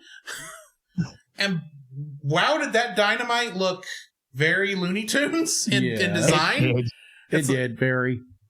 I mean, with her Tiny Toons-esque design, it was very cartoony, for lack of a better term. Yes. But this is a very, very good episode. Yeah. It's one I kind of remembered, though I think I confused it with a later episode that may actually be either part of Justice League or another one where Batman is talking with one of the members of the Royal Flush gang. That she's Ace. Yeah, I think I was confusing it with that one, but this is a very good episode. You know, we've pretty much hit everything. It's better really than it has any right to be. Yeah, agreed. Given that, like I said, it's not about any of the heavy hitter villains. No.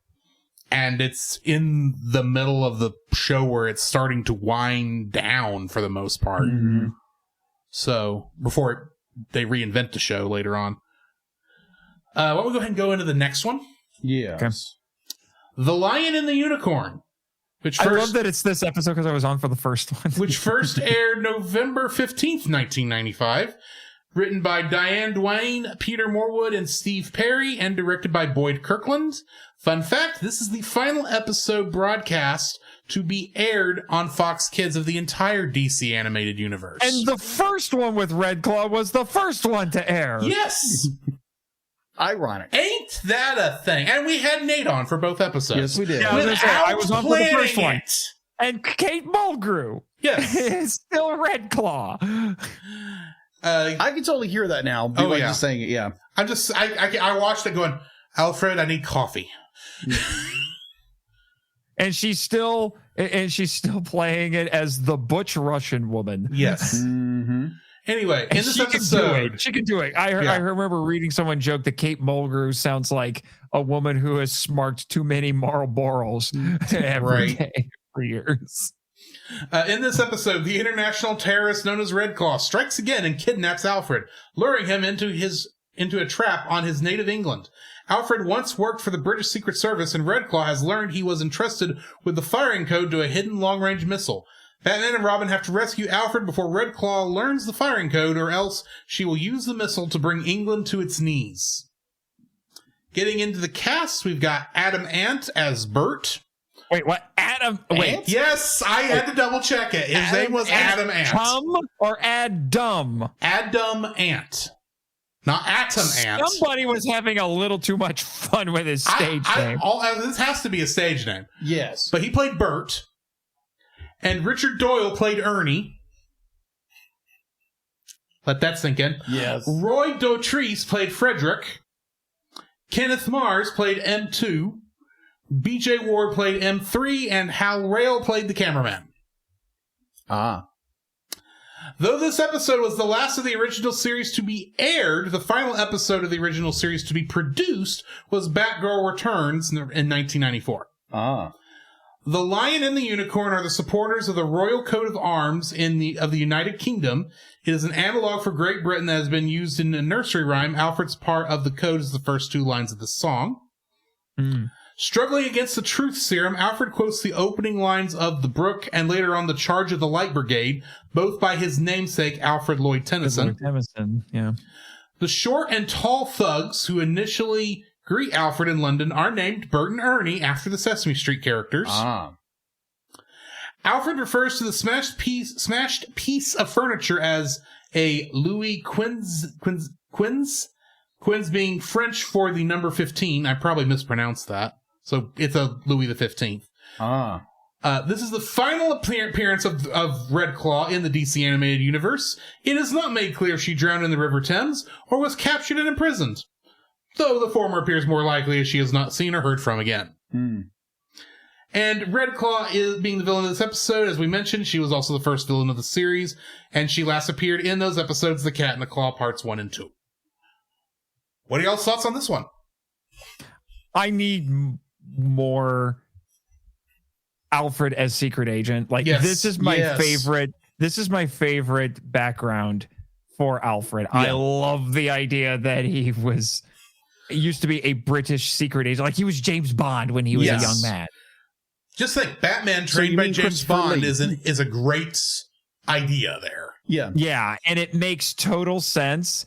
And I could definitely see somebody who worked as a spy and then would just retire from the spy life to a humble position like being a butler for an American. Like, it makes so much sense that it gives Alfred such a mystique. And it makes sense that he would then be a good mentor for Bruce as Bruce becomes the Batman. And that is true. And all over and it does everything. Yeah, like this is, like I said, probably trained Batman how to fight originally before Batman went under other masters. Right. I don't know when DC went with this backstory for Alfred. I'm guessing it might be like a post-crisis thing. Because I don't know if they would have done this pre-crisis or whatever. But this is something that has cropped up in some form or another. The first time I ever saw it was this show. Yeah. But like it's hinted at. It's not in the Burton and Schumacher movies. It's hinted at. I don't even think it's in the Nolan movies, but maybe it is. I don't remember. It's hinted at in the Snyderverse stuff. Yeah, Snyderverse. It's a very obvious Alfred in that knows more than he's letting on. Yeah, it's hinted at in the Snyderverse. Though I could see it in Nolan's thing too, because Michael Caine I could see playing. Yeah, actually, maybe they did. Maybe they did bring a secret agent. Yeah. Oh no, he mentioned in The Dark Knight that he was on that he was doing something, and that's where he met the person who had a jewel the size of a tangerine. Yeah. And when he was doing the whole some men just went to the world burn speech. Maybe that was what it was. Yeah. And then there was a live action show about young Alfred being a secret agent called Pennyworth. Yeah. They also mentioned that, I think in Gotham, I believe they do mention that he was I never watched a whole lot of Gotham. I think I saw like 1 or 2 episodes, but they do mention it. Right. So at some point this was done. I don't know if it was original to the cartoon and then they put it in the comics or whatever. That happens a lot, but at some point they settled on that. And honestly, I think I love that for Alfred. I love the idea of the humble servant who used to be a really big deal, but he decided to stop being a big deal. Yeah. Yeah. But he uses that experience to help the hero. Yes. Such a great idea. Yeah. So I will Also, admit like I said, I swear this episode was on a ton because I remember seeing it a lot. Admittedly, though, this afternoon I did have to watch it twice because I fell asleep in the middle of it because apparently I was tired. Obviously. I also wonder, watching this episode, if it might have subconsciously influenced my writing of my first novel, because I, too, have a scene where truth serum is administered to a hero who then gives what sounds like a nonsense response to a question that is, in fact, a secret code to unlock something. That could be. So they picked up on that way too quickly, in my opinion. But then they had you got time 25 constraints. minutes. Yeah, so. that's true. So yeah, I had a blast with this one. You know, going to England was a nice change of pace. Yeah, agreed. It's one of the few episodes that leaves Gotham. That is true. Yeah, or at least the United States for an extended period of time. Admittedly, the British government is willing to work with Batman really fast. I'm sure they've heard of him before. Well, yeah, but still, they're just very willing to be like, okay, you deal with this. you American who dresses like a funny little bat. Okay. Yeah. He just shows up and he like, shows up. Like, nobody questions it at all. It's like, why are you here? Well, I mean, they do ask, who are you? And it's like, well, I'm Batman. Oh, okay, that's fine. Oh, here's the layer. Here's everything. I'm like, wow, okay. Why would we listen to you? Because I can give you Red Claw. Who's Red Claw? Yeah, they agree to work with him really fast. Yes. You know, also Project Excalibur is a pretty cool sounding game. Yes. But that's almost generic British mission number 32. Basically. But anyway. Yeah. Yeah, but they never question. It's like, aren't you a little out of your jurisdiction? Like, I would have liked at least one line like that. Would be like, aren't you out of your jurisdiction? See, I've talked with somebody and I kind of agree with him. When you get later on with Justice League, sure, that everyone's going to know about Batman. Well, also, he's not Batman from Batman 66, where he's actually part of the law enforcement. True. Yeah, but I remember talking with somebody, I think when I was in college, about this. I'm like, at least with like the DC universe, because Marvel universe, everybody's in New York. But yes. In the DC universe, he kind of says, like, I kind of like to think that there's like this unspoken jurisdiction where all the superheroes stay out of each other's cities unless they have to be there. That makes far more sense than New York, where it's like, why isn't Spider-Man coming out to help Daredevil? Because he's busy with clones in another part of the town. Yeah, geez. We're not talking about that. We don't talk about Clone Saga. Anyway. No, we don't. Hey. No. Hey, that's Spider-Man I grew up with, so okay. The story's awful. Oh, I know it's awful, but you get Ben Reilly Spider-Man, you Scarlet Spider, whatever. Yeah, but then they botched that. Well, yeah, I agree. They botched it twice. Bear in mind, to my knowledge, we still don't know which Spider-Man is the original and which is the clone. Because they changed it so many times. The clone was Ben. I know, it's kind of how you have to go with, but... No, excuse me, the clone was... Yeah, Ben Reilly. Yeah, the clone was actually Ben Reilly. Either way. Yeah. Because they retconned it all the time, because we love retcons around here. Look at it, you, G.I.Joe, the movie. Anyway.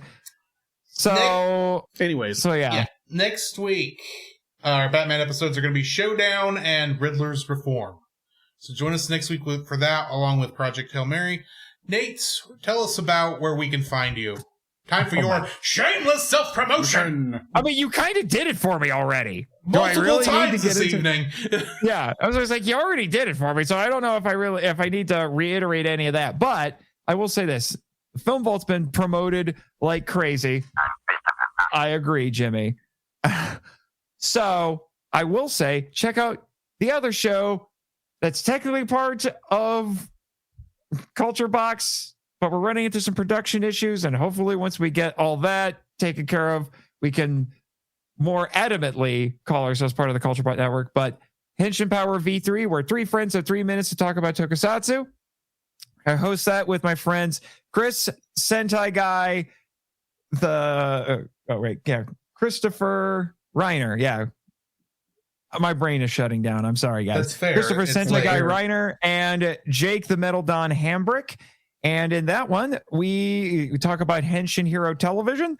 And our gimmick is that, which we lovingly borrowed from another podcast, we only have 3 minutes to talk about each episode of television. And so we gotta really think fast and have our points together as you do. So give that one a listen. We're hoping to have our episodes on Kamen Rider Fies and the Guyver animes out soon. So yes, we don't just talk about live action. And we've got some fun plans in store for season 2, including some guest episodes. And we're going to get to our very first Sentai on the show. Mirai Sentai Time Ranger, which became Power Rangers Time Force. Yep. Which had to be crazily edited because of September 11th. Yes. Like you do. As you do. Anyway. And then also check out my author website, nathanjsmarchand.com, where you can learn about all of my writing as well as my podcast. I have a new book out right now, a collection of short stories called The Worlds of Nathan Marchand, Volume 2, Tales of the Lost and Lonely.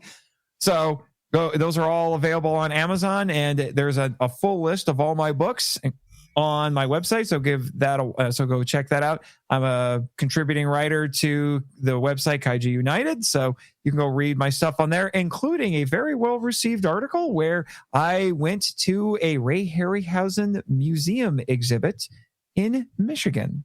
Oh, all right. Nice. So that was really cool. I share a birthday with Ray Harryhausen, which is why I do a Ray Harryhausen episode for my birthday, Ray's, and my friend Elijah Thomas's, because we all have the same birthday.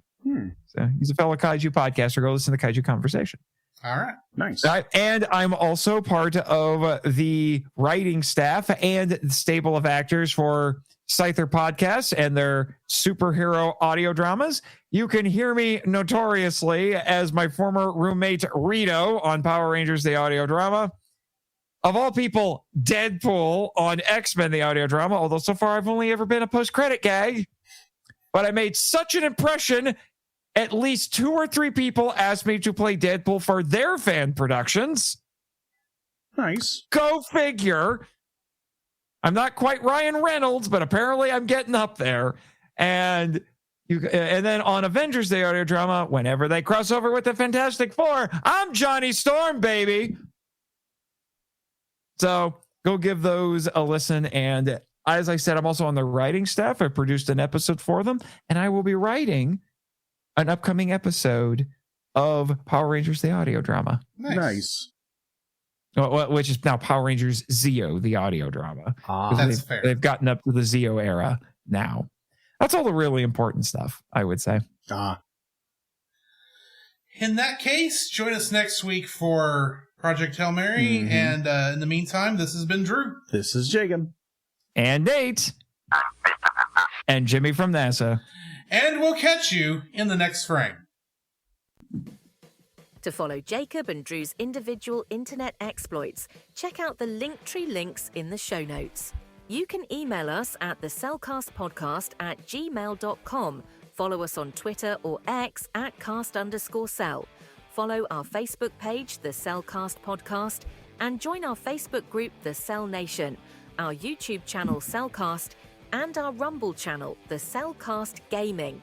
You can join us every Friday night at 7 p.m. Central for our live recordings of our episodes on Twitch, Facebook, YouTube, and Rumble. You can also join Drew on those same streaming channels on Tuesday nights at 8 p.m. Central for gaming streams. You can listen to our podcast on Apple Podcasts, Spotify, or anywhere else fine podcasts can be downloaded from. Please rate and review us where you found us. Our theme song is Drop and Roll by Silent Partner. Our bad movie theme is It's Party Time by Gregory Snegoff, with additional audio from the film Titanic: The Legend Goes On, and remember, that's Cell with a single L.